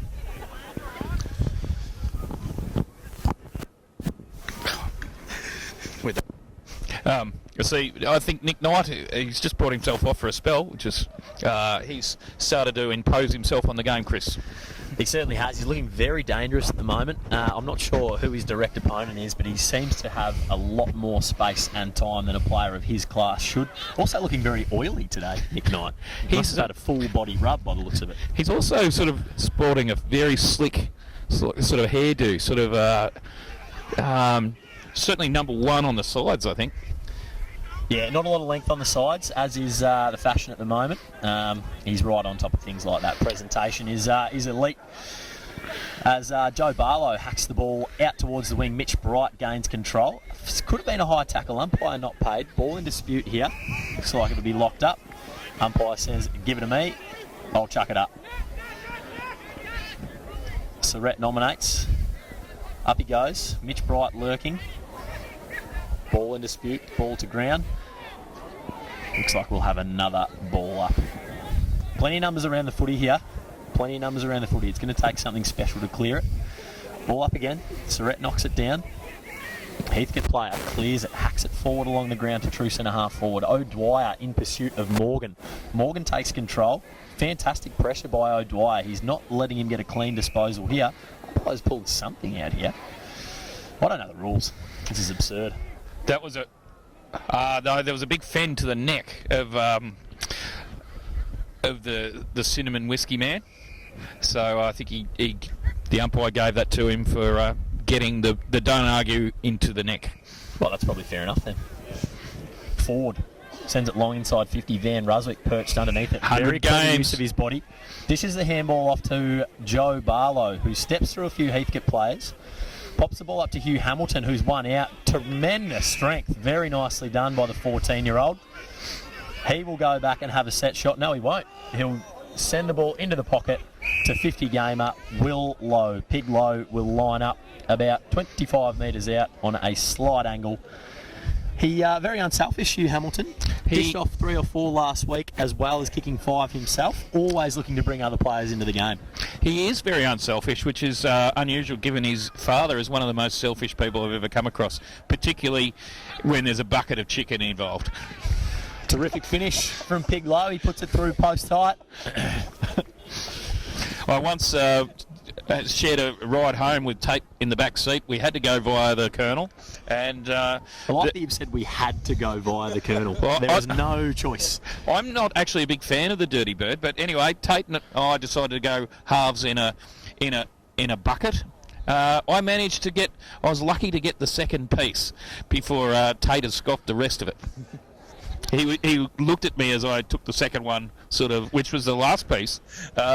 Yeah, he was mauled it in a matter of... Before we even got out of town, he destroyed the bucket. Tate's son Josh has obviously inherited the passion for KFC. He's a huge advocate for the Colonel and the Dirty Bird. The Colonel Junior, I think, isn't he? The Colonel Junior, as they call him. Hi, Josh, if you are watching too. I myself am quite partial to an upsizing a stacker box, maybe an extra piece of original recipe on the side, depending on my state of being. I think Hardley shares your love of the Colonel. Hardly, Surrett? Yeah, certainly does. So passionate, in fact, that he has a full KFC tracksuit. That he brings out on occasion, and looks delightful in it. Pants are a little bit short. You might call them ankle freezers, but no, it's a very clear indication of the way he feels about fried chicken, particularly that of the Kentucky variety. Meanwhile, ball in dispute. Heathcote half-forward line. Players swarm over and apply pressure. Spills out to Batista, who's been influential this afternoon. Alex Van Ruswick finds himself in a paddock. Little clever chip kick over the top to Xavier Walsh, who's looking to pull the trigger and go back inside. He hits Mitch Bright, looking for a handball. They're going to bring it out the other side again. Chips it out wide. The kick misses its target, but forwards in a paddock. He looks to carry, take the space, chips it over the top. He's got Nat Nixon.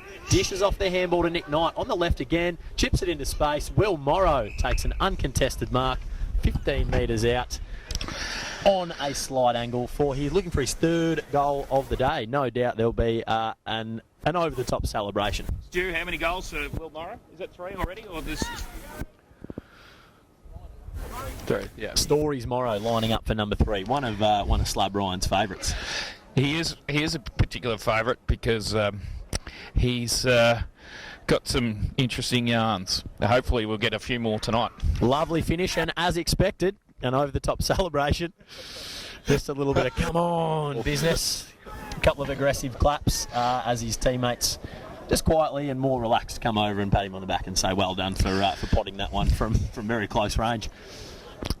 He does enjoy a celebration, particularly like that was a vital goal that's put us 9 goals up. Very crucial, very crucial. Worth the celebration. That could in fact be the sealer from Stories Morrow. So at least he can take that home to whoever he sees later this evening. Ball back in the centre now. That's Ford taking the centre bounce for Colbo.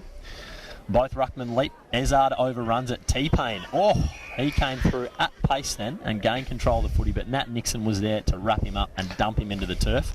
Nat Nixon took the House of Pain to another level. He certainly did. Ball up again. Ford knocks it down. Ezard is out, as is Bright. Mitch Bright shrugs a tackler, looks forward, chisels the ball out. He's got Hamilton and Nixon in support. Hamilton gathers, chips back. Batista going back with courage, gains control of the footy on the netball wing. Short ball inside to Ezard. He marks, turns straight away, low chiselling ball. Nick Knight has cut off Chris Ford, but he wheels, turns. Oh, I did it. Oh, touch. Very, very interesting series of events there. Nick Knight has floated across Chris Ford, who would have taken a certain uncontested mark, and he's also tried to spear a goal, burning Elliot Bowen, who was visibly unhappy. Short pass out of full back. Kyle Seidel for Heathcote. Chips it wide into the pocket. Numbers rolling across to the commentary side of the wing. Oh, dangerous kick back inside. Ryan Hon up. Could have been pushed in the back. Umpire says no. Batista gathers. Handball out into the pocket. Hamilton and Hon. Ball could have potentially been deliberately knocked over by that Heathcote player, but umpire says no. There'll be a throw in on the far pocket, Colbo 50 metre. Very magnanimous of the umpire there, because it was he was kind of hoping to shepherd that one across the Heathcote player. Anyway, a 6-year-old boundary umpire hurls it into play as far as he can, about 2 metres. Good job, the boundary umpires. Very, very scrambly play. Mitch Bright shovels it out. Nat Nixon takes it up, the Heathcote player high. Dylan, someone scrambles it forward. Downhill once again, gets right in the road of the Heathcote thrust. He stops a lot of thrust downhill. On the footy field he does. Say no more. There was a look-away handball. It was also to no one at all. Terrific tackle by Stories Morrow. Heathcote player feeds it back to Dan Russell, who kicks another tube. Geez, he's been sending tubes left, right and centre today. Daniel Hill gains control of the ball, true wing. Looks to chisel it out to Mitch Bright, who was just involved in a small fracas with Nat Nixon at centre half forward for Colbo. He brings the ball back inside to that man, Nixon. Oh, he tackled as he kicked. Ball spills out. Heathcote have control now. Paisley, I believe, number 21, sends it forward, a 2-on-1. Dan Hill, casual as you like, brings the ball to ground, gains control, flicks a handball back out to Timo Dwyer. He chips the ball out to the net ball side wing. Nick Knight is in an absolute paddock. He'll look to take the space. Chips the ball forward to an uncontested Hugh Hamilton, who uncharacteristically spills a mark, but he follows up. Great work, earning the footy back. Dishes a handball out to Ryan Hon. Chips it into the pocket now. Stories Morrow lurking. 1-on-1. Ball in dispute. Heathcote take it out. Could have been leg there. Umpire says no. Looking to work it out now, Heathcote. A couple of handballs. 1, 2, 3. Ball gets sent back up the line. Carmody doesn't take the mark. Ball spills to ground, but he regains control. Ryan Hon flicks one back out to Seth Hill. Another handball to Timo Dwyer. Another handball to Dave Price. Hadley Surrett in control now. Chips the ball inside 50 to no one in particular. Heathcote now regain possession. A little bit of hand candy there. The Heathcote player brushes off a Colburn would-be tackler. Regains possession. Chips it out to number 47 for Heathcote. Darcy McLean. Darcy McLean. Long ball out to Braden Klemke, who takes an uncontested mark. Daniel Hill just trailing there, just a wee bit. Klemke looks to bring the ball back into the middle. He's hit his target, and they are out. T-Payne. The house of. Kicks it to fat side to an uncontested Heathcote forward who marks about 40 metres out, slight angle. I'm just... Brad Morgan, is it? I believe it is Bradley Morgan. That was nice work from T-Payne. I think he's probably... Well, him and Dan Russell sort of leading the charge for Heathcote today. Yeah, they look very good. A similar game style to Colburn Abbon. When they get the ball loose, they look to pull the trigger and go through the middle and open up the fat side of the ground. And they've done it. They've transitioned really well a few times today. They've caught the Colburn Abbon boys napping. I'm not too sure whether it's a lack of intensity given the scoreline slab or just maybe a little bit fatigued. But some Colburn Abbon players look like they're ball watching a little bit, and Heathcote have been able to move the ball forward effortlessly at stages this quarter. I think clearly, Christopher, that Will Morrow, a sniff of the goals, he's just not concentrating on anything else. So, Will Morrow, pull up your bloody socks. Stories Morrow probably concentrating on his imminent best on ground speech. Kick out from full back, about 50 metres out, Heathcote forward line. Tom Hill, terrific. Clean work at ground level. Lockie Ezard brings the ball back inside 50. Hits Nat Nixon, who rolls, turns, kicks it inside 50. Colburn Abbon players streaming forward. It's Hugh Hamilton with a one-on-one with old mate Knuckles. Boot to a dangerous position. Really good defence by the Heathcote players. Ryan Hon had the ball punched out of his hand. Nick Knight scrambles a handball forward. Heathcote regain control. There's our man Knuckles again. He indulges in a bounce, brings the ball out the netball side pocket. Oh, there's a souvenir for a lucky fan. He sent it into the netball court, which is not ideal. Knuckles. Under no...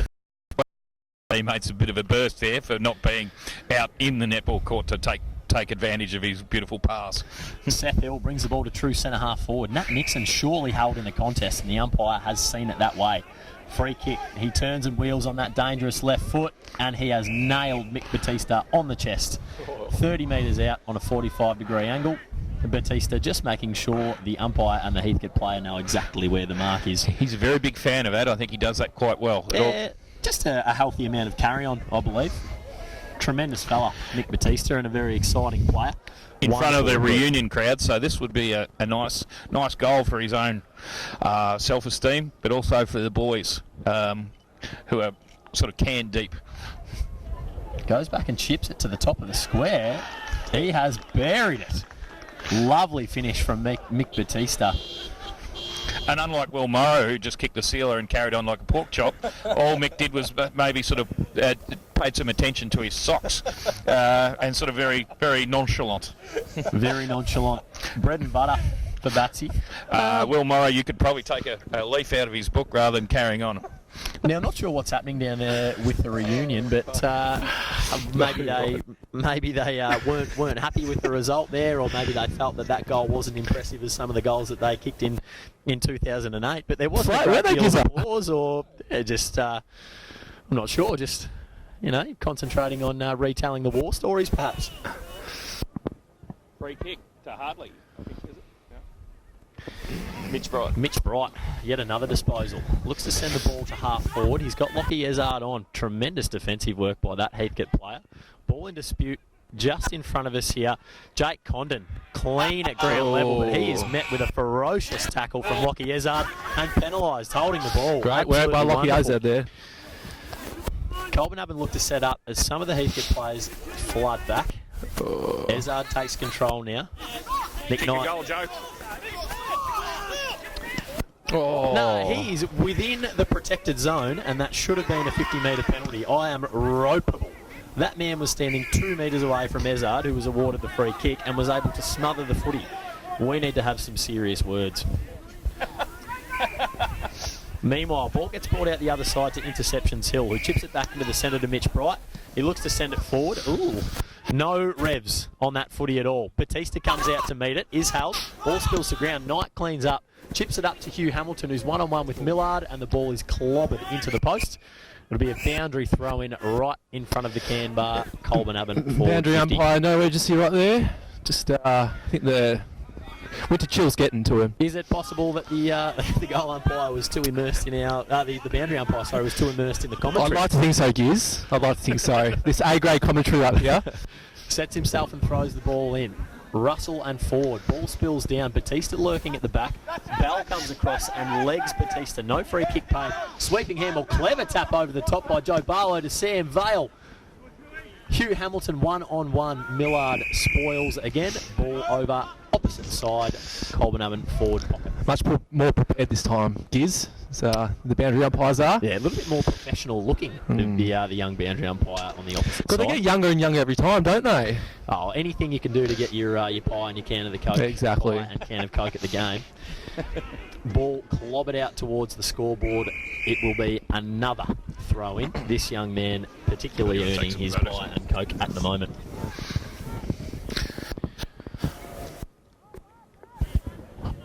He's earning his pie and a Coke at the minute. That boundary umpire gets it in. Russell versus Hardley. Pushes, treats Hardley like a rag doll. But Batista cleans up. Handball to Dogger, who regains the ball. Sauce, who's become influential this quarter, he's actually had a pretty good game, gets belted at the end of the behind play. Nat Nixon looks like he's going to shape up for the cheapie. Let's call it the A. Nesbitt Memorial. Now, surely this goal will be better received by the former premiership heroes of Colbo, and at least a small golf clap. Just one of them. I see Jim Bob's over there drinking free cans. No movement at all from the past players. None whatsoever. Absolutely nothing. I'd like to see Not even a clap. Marie Stewart was in danger of getting hit in the head by the ball, but no interest in the footy whatsoever. We're not putting off another good enough show, are we? the reunion boys just real deadpan. Fingers crossed we see a little bit more life post-game. I'd like to think that they're just winding up, maybe peaking at the right time, perhaps. I think probably they're enthralled with some of Nathan the Beast East's reminiscing. Anyway, back in the middle. Score check. Colbo 16-11-107. Heathcote 5-7-37. Big shout out to Clem. Sorry we haven't given the score quite often enough, Clem. Siren imminent. It beat me, actually. 30 minutes and 26 seconds gone in the third quarter. That is all she wrote for the third as the Colbo players move into the huddle. That's a healthy 70-point lead. Is there such a thing as an unhealthy 70-point lead? I don't know. Is this one, do you think? Oh, it's pretty healthy. I reckon Lockie Izard got a lot of stats here, Chris. How you rated his game? He's a terrific player. I think it's a part of the game that we probably don't focus on, particularly in country footy, but his work in tight at stoppages with his handball, releasing outside midfielders, is absolutely second to none. He's very, very creative, and he executes it perfectly and provides opportunities for other players that you might not get otherwise. So yeah, I'm a big rap on Sauce Ezard. Also a handy cricketer. A little bit of Premier cricket experience under his belt, and I've been just chipping away at him. It keeps coming back to cricket for me, but chipping away at him just to maybe pinch hit for a few games for the mighty Ducks this season. That's a terrific idea. Of course, our famous commentator here, Mr. Ganani, is our leading, probably leading cricketer of the last 20 years for Colbo, even surpassing such luminaries as Bumper Brown. Mate, yeah, Bumper still a little bit filthy at me for taking a week off last season. I think I must have had a festival on or something that I chose to go to instead of play cricket. But Bumper did the right thing and filled in and tore his Achilles. He was in a moon boot for quite some time. I think he still holds that grudge. After top scoring, broke down on his way to a well-earned century. Speaking of well-earned centuries, Alexander Van Ruswick. I see his dad's here today, who's heavily involved in the King Island football comp. What's Yarn? Yeah. Lovely fella. Yes. Wonderful achievement, Alex Van Ruswick. 100 senior games today in front of the home crowd. Yes, he's been a great servant of the Colbo Footy Club. He's added you'd nearly call him the pace injection. He's been injecting pace into the Colbo team for many, many years, like when we've had players like Tractors, Shiraz Carmody, not known for their pace, lumbering Mitch McAvoy, fellas like that. So he's been a breath of fresh air. No, he certainly has, and we love it when he takes the game on. He looks $1,000,000 when he tucks the footy under his arm, and he just has pace to burn. And his aerobic capacity is terrific as well. He's a wonderful distance athlete, over 3 or 4 kilometres. So he's a real asset to the Colbo Football Club. And his skills are absolutely elite. He's a wonderful user of the ball, and another one of those blokes who's very unselfish, likes to bring his teammates into the game. Terrific glazier as well. He's tremendous glazier. He's also a big fan of the Michael Holding sized run-up. Oh, shout out to our scoreboard man, our score man, Jackson Nesbitt, who's there minding his dad's back pocket. And also to Gabrielle Ann, who's... What? Cav, what's it? Yeah. Getting heckled. You can have another beer, Gab. Just, I think we're, as a team, I think we're deciding whether or not we're staying in Colbo. I think we are. We'll have to organise something. I'm sure Slab will give us a bit of floor space. Yes, Gab. Have a heavy with our blessing. Speaking of heavies, I think I need to get some more. Wonderful. Oh, perfect timing there, Christopher, too. What do you reckon the coach Nick Knight's saying right now, Gizzo? I think the message would just be reiterating how important it is for Colbo to finish off this game strong. It's been a roller coaster ride of a game. At stages, Heathcote have arrested a bit of momentum and played quite well. Colbo have responded to that and applied some scoreboard pressure. 70-point lead at the moment. I think Nick Knight would really be urging his players to finish the game strongly, to really run it out and blow Heathcote out of the water. That's something that Colbo hasn't done especially well over the last couple of years when they've played sides lower on the ladder, to really, really bump the percentage up and put sides to the sword. So I've got no doubt that that'll be the focus, and I've got no doubt that if we continue along the way that we are going to break Heathcote and we are going to score heavily. I've got no doubt that he's thinking about how many UDL cans he's going to smash tonight. Yeah, I think you're absolutely spot on, man. There'll be no shortage of UDL flowing.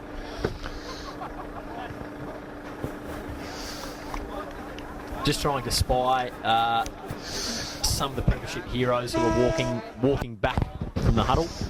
I can see Hot Dogs Jacobs. He is easily confused or mixed up with some of the Colbo under-17s players, standing at about 4'4". Closely followed by his brother. Yes, the wizard. Out there looking very snazzy. He's got his specs on. Yeah. By the look of it. Increases his intelligence by at least 10% having the specs on. Just getting heckled here by the club trainer.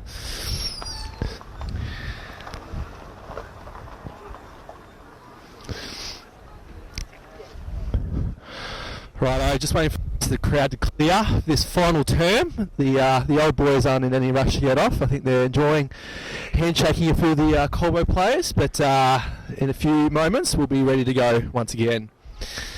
Sun decided to break out again, which is a bit of a nice change.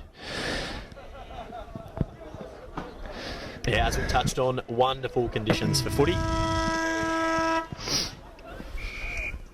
God's country, Colbo. 100%. Never had a bad day here. Ball up. Hadley Siret gets the tap away to Mitch Bright, who clears, gets the long ball into the forward line. Mick Batista lines up over his head. Chris Ford picks up the crumbs. He's lately tackled, and looks like a high one there for Ryan Hon, who will go back and have another slot at goal. Very rare for Ryan Hon to receive free kicks, as is his behaviour towards most officials. Bit of an umpire's pet, I thought. Oh, I would have thought the exact opposite. Yeah. An absolute swine towards the umpires, and they officiate accordingly. But he's got an uncharacteristic one here. Fingers crossed he can go back and bury it. Probably kicking from 35, 40 metres out, 45-degree angle, would you say, Mitch? He'll love this angle too if he pops it on the left, you reckon, and then slot it straight through. Kick on its way. Looking good, and it is home. Beautiful kick there by Ryan Hon. He's up and about. And the crowd quite non-responsive. Almost as though there's not a football game going on in front of them. It just seems to be a quiet Saturday drinks, isn't it? Hearing more carry on from Bridie Crow, sitting just below in front of us here. Anyway, a great start by the Colbo boy. Back in the middle now. Horse Siret leaps up. Quite an even tap there. Heathcote players get it out. Pressing towards their forward line. Bit of a punch there by Seth Hill. Heathcote gather. Pressure in the forward line. Hands out to the 50 arc. Bit of a short chip, surely not 15. It's not. Caught on by the umpire. Bit of pressure here and a bit of a nothing handball, which was pressured by Van Ruswick there. Switches the ball to the outer side. Hits Tim O'Dwyer, who looks to move it forward and send it up the line to the true wing. He's got Mitch Bright on a long lead. Ball bounces just in front of him. Heathcote have numbers though. The ball in dispute now. They've regained control. Heathcote out to Smokey Millard. Half-back flank, looks inside. Hits his man. Heathcote regain control now. Looks up the ground, not much on. Looking to feed a handball. No. Sends it long. Colbo doesn't have a 2-on-1, but it's Piccolo who finds himself on his own, taking an uncontested mark. Sends the ball back inside 50. It's Carmody and Russell. Carmody wins out on this occasion, brings the ball to ground. Dave Price mops up. Clearly a high tackle, but not paid. Geez, I'm having some issues with the umpiring decisions at the moment. Luckily for Colbo, it's Tom Hill who finds his brother Seth just in front of the scoreboard, back pocket. Brings the ball back inside to Tim O'Dwyer. Back off his mark now, looking for some presentation up the ground. Mitch Bright streaming through the middle, not on it. Chisels the ball back towards Daniel Hill. Takes the mark, he's got another kick, he's got Tom Hill wide, he uses him. Hill looking to move the ball on quickly, chips it over the top to the skipper in Dave Price. Gets off his mark, looking to bring it inside. Sam Vale presents up at him well and gets on it. Lovely kick.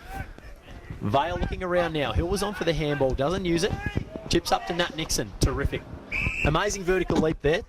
Hops up, grabs a one-handed. He's looking to get onto his left and send it up the line. A little bit stagnant. Uses the short pass to Carmody inside. Carmody moves the ball on.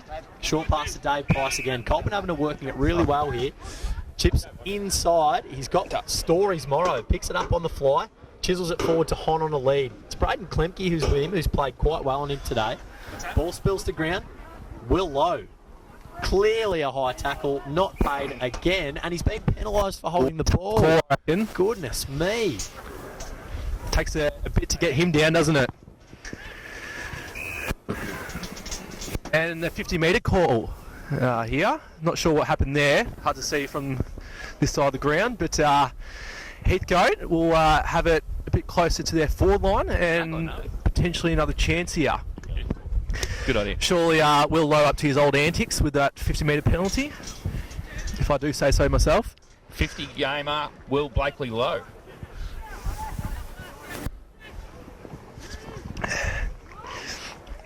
kick into the Heathcote forward line, brushed off by Timmy O'Dwyer, which goes over the line, and a bit of a scuffle. But in all good faith, I think. Nan, your grandmother would like you to say hello to her. Hello, Nan. Hope you're well. Hope you're enjoying. I'm a pretty lousy commentator, but there's a first for everything. Not the first McAvoy to talk rubbish. Speaking of McAvoy, did you have any dinners this week? Yeah, some fish. Actually, Yeah, it was some delicious. fish. Yeah. Good No. restaurant there at the McAvoy household out in Davey Road, Winalda. All welcome. As have a bit of a turnover here in the forward line, and Heathcote have another shot on goal. Yes, I'm quite surprised every time I come home. It's I never had a brother growing up, but one slab Ryan decides to sneak his way in, and when the three McAvoy children leave home, he sneaks his way in for all the free meals. A free meal in the eye. Never ask a question, just accept. Hope there was another shank incident. See Chris Ford sort of battling with what looks like a thigh injury. He's limping. He's not noticeably troubled by it, but he mightn't take much further part in this game. He's just come back. Looking a bit dusty there. Mitch McAvoy might see. Hello, Ryan Hobbs got a stroll in for a goal. Even Bridie probably would reckon he'd kick that one. Big shout out to Paul and Sheila in Ireland. Do you know where are they in Ireland?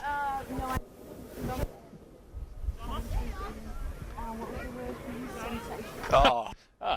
So a bit of a shout out there for the commentary team, all the way from Ireland. Bit happy with that comment there. Sloincher. To the Hons in Ireland, stay away from the slow gin. It tastes nice, but it's nasty as hell the next day. The Guinness, on the other hand, magnificent.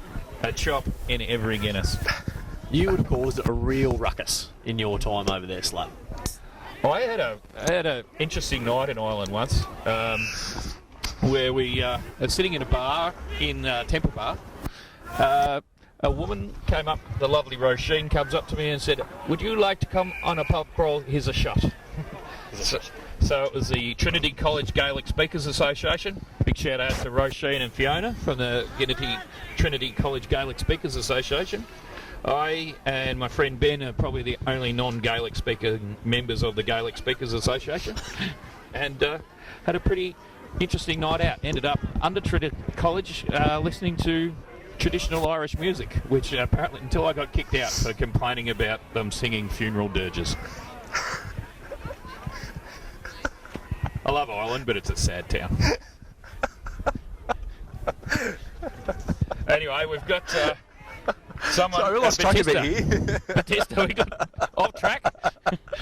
Sorry, Damien, that story wouldn't have attracted you much. Oh no, he liked it. I better have a bit of a score check here. So we haven't updated you in the last 8 minutes. It's Colbo 19-11-125 to Heathcote 5-8-38. 8 minutes gone in the last quarter. Chris Ganane has returned. He's suitably rugged. Not just in the chin area, which is normally rugged, but he's also sporting a beanie and a North Face jacket. Probably you're feeling considerably warmer. The temperature has plummeted. We're not far away from the shortest day, only a couple of days, and it's been getting bloody cold about 3 or 4 o'clock here in Colbo. It certainly has. You will have wanted to have planted your garlic in your garden. You must plant it before the winter solstice, so the shortest day of the year. So look, if you haven't, get onto it. I know that I have. We're moving on to gardening tips. Garlic. There's not much, like, if you have it, it's also a bit early for planting your tomatoes. Wait till Melbourne Cup Day. There's another tip. Just for the those listening out there, this isn't Better Homes and Gardens. We're actually Colbo versus Heathcote. Colbo doing quite well. Ball up, back in. Bit of a scrum out on the channel side wing, but we'll have another ball up here. Thanks, mate.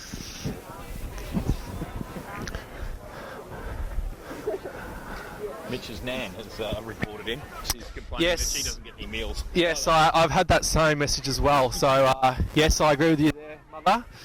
And hi again, Nan. I know. One of the six. I know the fourth child has moved his way in, and the rest of us are quite irrelevant, but so goes.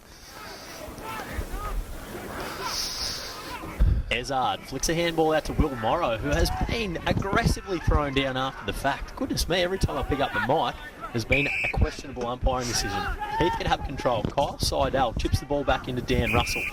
Pushes back off the mark. Colbo having set up well behind the ball here.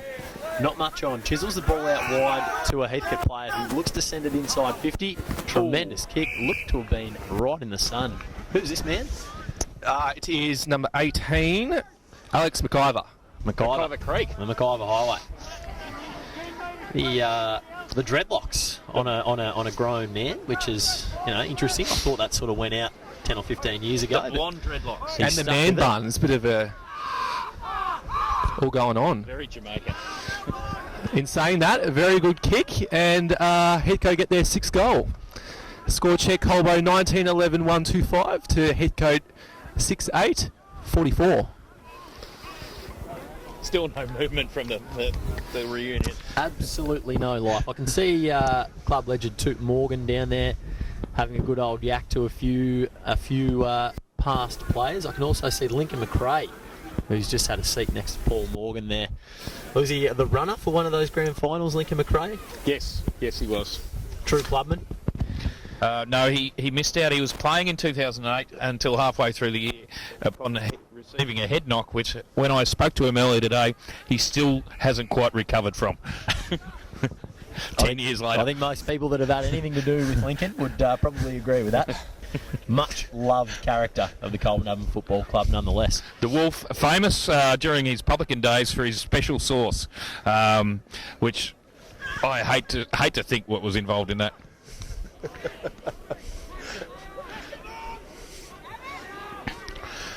Oh, Wayne Harms style knock off the ground towards the scoreboard pocket there from Tom Hill. Heathcote players regain control and send it forward. Tom Hill again courageously back with the flight. Takes the mark just next to the right-hand goalpost. Not a lot of movement up the ground. He holds it and waits for something to come on offer. Very reassuring, Chris, to see Tom Hill back to his best. Absolutely. He has been a mainstay of Colbo senior setup for the past 4 or 5 years after a brief stint at Rochester. And look, playing with him, you always stand that little bit taller, knowing that he's there behind the footy. Tremendous defensive ability, very clean user, and just a lovely fella. Meanwhile, ball is inside Colbo forward 50. Nick Knight chisels a small ball out to Nat Nixon, who could have potentially been helped. I'm not feeling as strongly about that missed decision as I have been the last couple.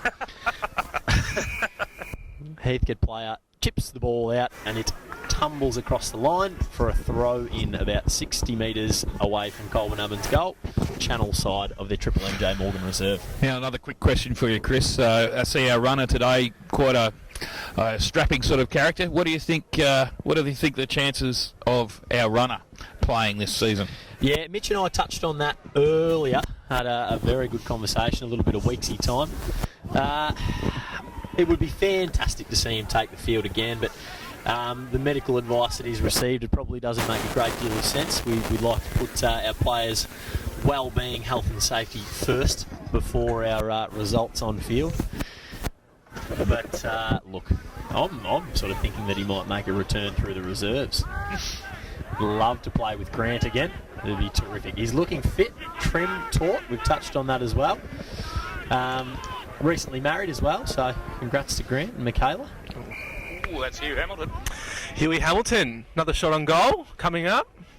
Took a pretty good mark there. Yeah, I've been doing a lot of work with him one-on-one with his contested marking, so he's obviously listening, which is terrific. You're welcome, Hugh. No, very, very good mark from Hugh Hamilton. He's held his own. He hasn't looked out of place at any stage last week and so far in this game, and he's a wonderful set shot. He'll go back and kick from about 40 metres out on a slide angle. Absolutely. Post height. Terrific finish from young Hugh. Magnificent. That's that probably deserves a full bucket of full bucket of the Colonel. I know his dad and older brother Josh would probably get to him before it. It's going to be some very interesting selections that need to be made in the next fortnight. Obviously, Colbo Abbon with the bye next week, but you've got a young man at 14 years of age who's kicked 5 on debut, and he's gone back and kicked another 3 or 4 today. Can you drop him? I don't think so. I would look at maybe dropping Stories Morrow for over-celebrating when you're already 70 points up. It's sort of selfish. And given the old nothing from given the palm to the face from the reunion crowd. Get him to say from the mother here, just better be careful. Oh, once again, Marion's listening.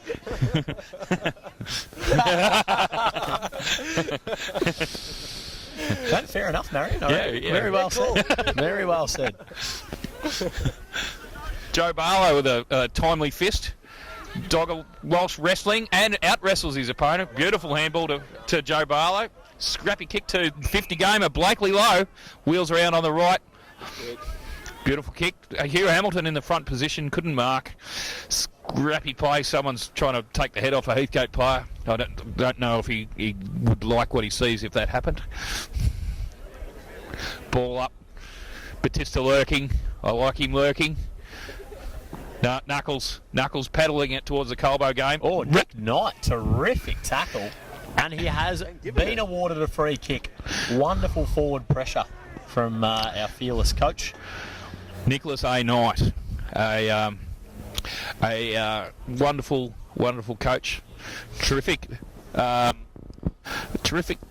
exponent of the double-handed forehand and backhand. Yeah, I've heard good things about his tennis ability, and that's a strong compliment coming from yourself, Slab, who's one of Colbo Abbon's most elite players. Yes. Beautiful slotted goal for Nicholas A. Knight. Shout out to Nick Knight's brother-in-law, Redders. Very good tennis player. One of Euroa's champion players in the past. Euroa to boat, I catch it a fish. Exactly. Also a very, very keen man on the refreshing himself. loving the refreshments. Quick score update after that goal from Nick Knight. Colbo Abbon 21-12, 138. Kisses all over it. 6-8-44. Yes. Proudly sponsored by Whistling Eagle Vineyard. Oh, great sponsor. Whistling Eagle, get in for a Eagle's blood. Absolutely magnificent. What's their best drop at the moment, the Whistling Eagle Slab? That's the one. That's the Shiraz, their premium. Unfortunately, the Bald Eagle, Guy Rathian, has a bit of a hand in making it, but despite all that, it's bloody magnificent. Meanwhile, Heathcote free kick, centre of the ground. Chiselling ball forward, Carmody. Oh, very unlucky to get the free kick for pushing the back there. A gentle hand in the back, Certainly no more. Was. Heathcote send the ball forward. Tom Hill is right with his opponent, but a very, very good contested mark by our man, The highway. the McIver Highway, with his blonde dreadlocks tied up in a man bun. Very, very Bob Marley-ish from the McIver Highway. The McIver's a wonderful set shot. I like his chances from here. He's a healthy leg on him. Composed, balanced, lovely connection, but unfortunately he sprayed it right. David Price, the man charged with the kick-in duties, looking for an option short, uses his full measure in the goal square and sends it out towards the scoreboard. Stories Morrow leaps up at the footy, ball spills to ground. He could have got numbers at the contest. Ball flick back to our man Knuckles. He returns the handball. It looks like Luke Bell out there on the wing who floats the ball forward. Oh, T-Pain is met with an aggressive tackle from Tom Hill. Umpire says, I'll have it. Cheers, boys. Ball up, true centre-half forward for Heathcote. Netball court side. Ball comes up. Russell flies over the top of Surrett. Surrett stays down and wins the ball. Ezard dives on top of it. A little bit of a scrum here. Bit scrappy. Bright flicks the ball out to Ezard. Ezard is ferociously tackled. Ball spills out. Hugh Hamilton on his own flicks a handball out to Nat Nixon, who's got a paddock in front of him. Sends it long with that raking left foot to the coach Nick Knight, who takes an uncontested mark 15 metres out directly in front. Nice work. Yeah, I'm a bit concerned that he's going too well. I'd like to see him turn the footy over so I can have him back at some stage in the next 2 months. Nick Knight goes back and buries the goal, much more reserved than Story's Morrow with the celebration. He gets around the boys but keeps it very, very low key. Maz gives us a bit of a laugh down there.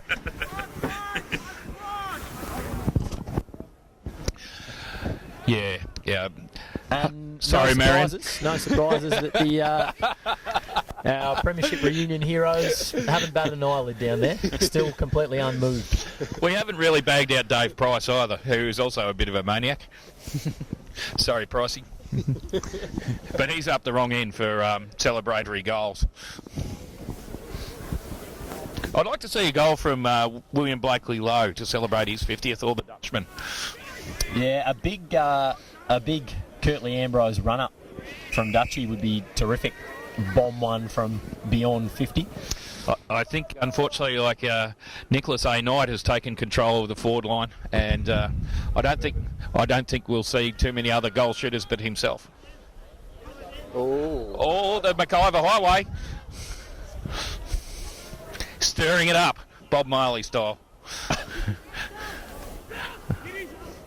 Dan Russell flicks a handball out to a play, but intercepted by Mitch Bright, who sprinted towards the boundary line, looking to clear the ball up the line, but it was very well smothered. That was a valiant smother.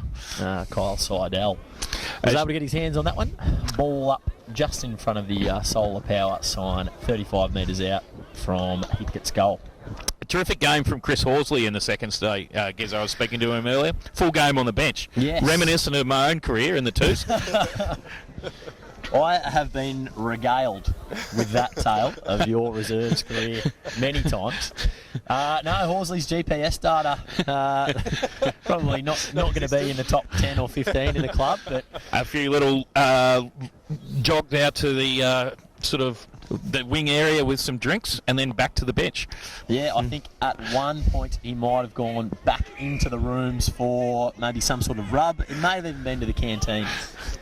Always, one of my tricks back then was always have the $10 note in the sock, so you can give Vince one of the third players to go and get you a pie to while away the hours spent on the bench.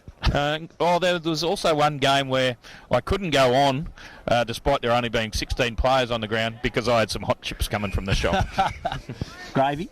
Yes, with gravy. Yeah. And chicken salt. Rude not to. Meanwhile, ball knocked over the boundary line in Heathcote's forward pocket, right in front of the can bar. Terrific smother by Daniel Hill. Ball's thrown in. It's going to be Surrett to contest. He's found himself in a bit of space. Gets a tap out to Xavier Walsh, who's met with a strong tackle. Ball spills to ground. Dave Price, commanding tackle again. Seth Hill, how many times have we seen this? Hands and knees scrapping to win possession of the ball. Lid on, of course. Good boy, helmet energies. Good footy energy.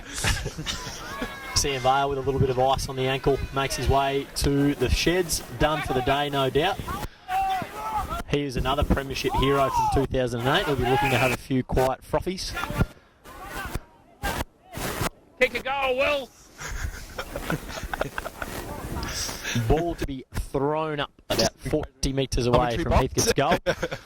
Surrett contests, sends the ball out the back. Heathcote have got numbers. Ball flicked out towards the boundary line. Stories Morrow can't quite control the footy.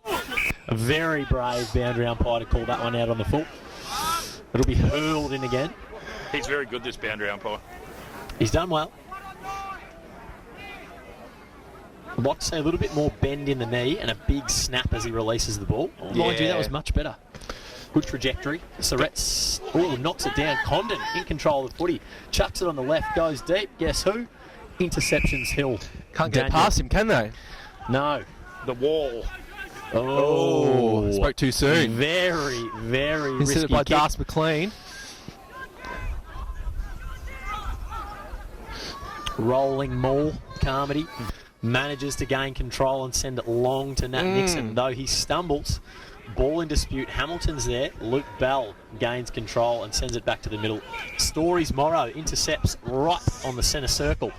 He looks to send it back inside 50. He's got Hugh Hamilton Guess who? uncontested, though the Heathcote defender has done well to get a hand on it. Tim O'Dyer flicks the handball out to Hamilton, throws it on the left hoof, And another and he one. buried it.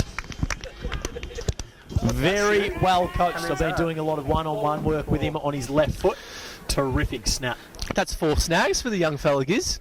Very, very difficult to drop him now. Mixed emotions from the coach. Yeah. Just cough it up. Have a clanger.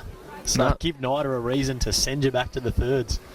5 on debut and 4 for his second game. Not a bad record. Not a bad percentage there. Terrific start.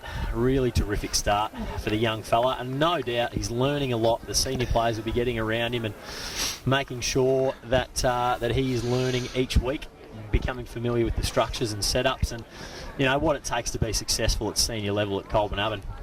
Meanwhile, ball goes up in the centre. Surrett and Russell contest. Ball spills to ground. Stories Morrow whacks it forward. Oh, he's fired it up again. Can't quite get his hands on it. Ball spills to ground. Numbers everywhere. Another rolling ball. Knight gets a clear handball to Ezard, who is tackled immediately. No prior opportunity. Ball locked up. Throw in. Colburn Evans half forward flank. Netball court side. Ball up, Surrett again. Oh, Seidel sharks the ball off the pack and finds Condon in the centre of the ground, who's got a bit of space in front of him. Chisels it the ball to our man McIver. Hits the deck. Seidel follows it up again. He's in control. Colbo has the numbers. Seth Hill to his brother Tom. Flicks it out to Damien Carmody. Shiraz Carmody. Short chip to Hadley Surrett. He looks up the ground and there are numbers everywhere. It is all green and gold. Hon on the lead. Really good presentation. Paid the mark. He needs to move it on quickly now. Swings around on his left boot. Chisels it forward. He's got Batista coming up at the footy, who has a marvellous vertical leap. Russell was back and he punched the ball to ground. Luke Bell cleans up. Sends it back outside. He's got Dave Price. Contests the ball. It's a 2-on-1 here. He's done very well to win it, but it's a strong tackle. Umpire doesn't penalise him. Probably deserved one. Probably deserved one. I'll pay that. I've been very critical of them today. And we've got a nice one there. Ball to be balled up on the netball court wing. Surrett nominates. Ball goes up, hacked forward by the Heathcote ruckman. Carmody on his own. Flicks a handball outside to Dave Price, who moves it on to Alex Van Ruswick. 100 gamer. Brings the ball back inside to Mitch Bright. Had a terrific game today. Got his hands on it. Beautiful chiselling ball forward to Nick Knight. Perfect kick. Pushes back off the mark. Is it Nick Knight? It is. It is. Pushes back off the mark. He'll have a set shot for goal. 35 metres out. 45-degree angle. Preschool pocket. What are his chances, Mitch, of this getting passed off? No, I reckon if it was on this side with a bit of a crowd here, he would slot it, but he'll come close.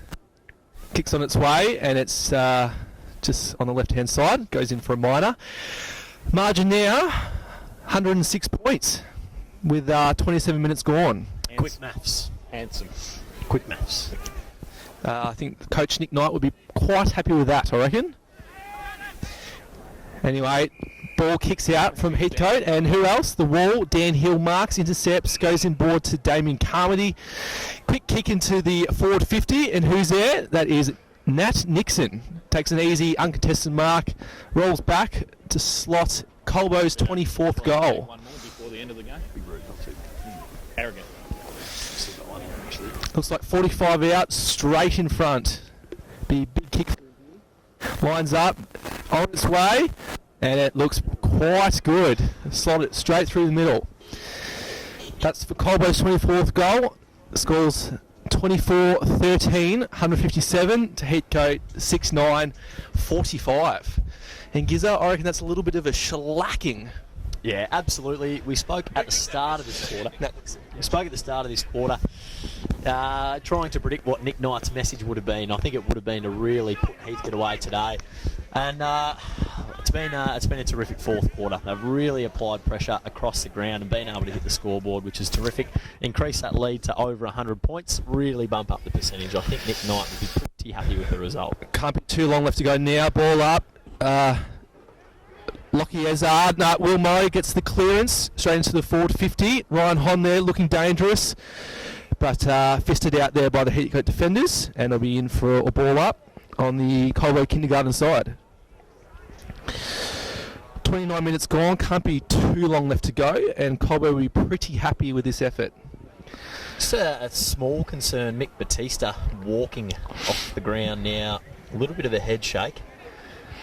No player coming on for him, by the looks of it. Also with that, we haven't seen Chris Ford come on this whole quarter gears, and just Heavily seeing strapped around the knee. looking quite ginger, which is a bit of a concern. He might be glad that the bye's next weekend. Meanwhile, there's been a point here for Colbo we've completely missed. It'll be another kick out by Heathcote.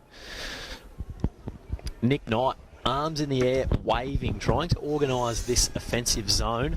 A few players are starting to drop off, given it is a couple of minutes to go until the end of the game. Ball sent out long, spills to ground, umpires plucked a free kick. It's going Heathcote's way, I'm not sure what for. A bit soft there, I think. The ball gets chiselled out towards the channel side boundary line. Heathcote in control. Looking up the ground, not much on. Chisels it back inside. He's got Mark Millard, who takes a strong grab. Immediately turns his head inside, looking to get the ball going through the middle of the ground. Nothing on. Players streaming towards the boundary line. Here comes He sends it up the line. McIver. He's got our man McIver there. But Damien Carmody gets a hand on it. And interceptions Hill. Tackles a player over the line. Boundary throwing directly in front of the tractor pull. Just Couple of minutes left now. Bit of direction from the coach here. Nick Knight, finish off, boys, finish off. Not too long left to go, 31 minutes gone. Surrett knocks it down to Carmody, gains control. There is the final siren. Colman Oven, 24 goals, 14, 158 to Heathcote's 6-9, 45. All done and dusted here at the Triple MJ Morgan Reserve. A fantastic show put on by Colman Oven in front of the Premiership heroes of yesteryear. They're at about Gizzard. Look, they're celebrating quite hard after that gutsy, hard-fought win. Oh, that's right. Hang on. Just getting heckled here. Yes, well, hard to split. I thought Lockie Ezard's second half in particular was terrific. He was the epitome of a cog in the engine room there, getting things started at centre clearances. Daniel Hill was terrific across in defence, floating across, claiming a number of intercept marks, and his skills are always impeccable. He plays a little bit of a quarterback role from back there, getting the ball forward into the right areas. What are your thoughts, Mitch? Best players? Look, I couldn't go past old mate Cuz, Hugh Hamilton. 4 snags, just his second game in. That's just heard there. Honey, 4 goals as well. So I reckon Hugh, Honey, and good old Nick, I reckon he had a good second half. Yeah, Nick Knight, terrific. Mitch Bright's wonderful season continues. His willingness and ability to win the contested footy is second to none. He's been a very handy pickup for Colman Oven this year. We really needed that grunt, a real tough inside mid. And he's provided that, allowing your blokes like Sam Vale and Paddy O'Brien, when he's on the field, Will Lowe, to play that outside role with their run and carry and good ball use. Mick Batista was also electric today, leading up the footy hard, giving that good presentation. Hadley Surrett again in the ruck, terrific. So going into the bye gears, what do you reckon their thoughts are? Yeah, look, fingers crossed it's going to be a really light week on the track.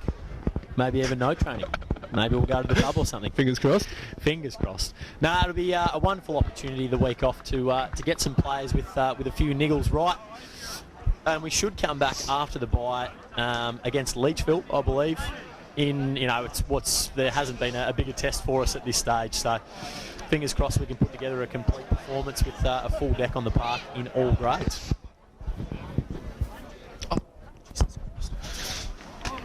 Mitch McAvoy under the pump now on camera duties. Working very hard to get the Nikon out to photographer Louise Dupay, who's on the hustle. Wants to get those snaps of the players coming inside. It's got to get the right image for the papers first thing Monday morning, mate. That's exactly right. Now, I believe they're about to chair Alex Van Ruswick. I don't think they need 2 blokes to lift him. He's very slight. Up he goes. Hopefully the camera's still on here, but well-deserved chair off for Dutchy Van Ruswick there. His 100th game, and the crowd roars in excitement. No one even battering an eyelid. Anyway, just recapping the scores. Colbo 24-14, 158 to Heathcote 6-9, 45. A good 4-quarter solid effort there, and pretty happy going into the bye with the 4 points, and looking quite pretty for the rest of the year.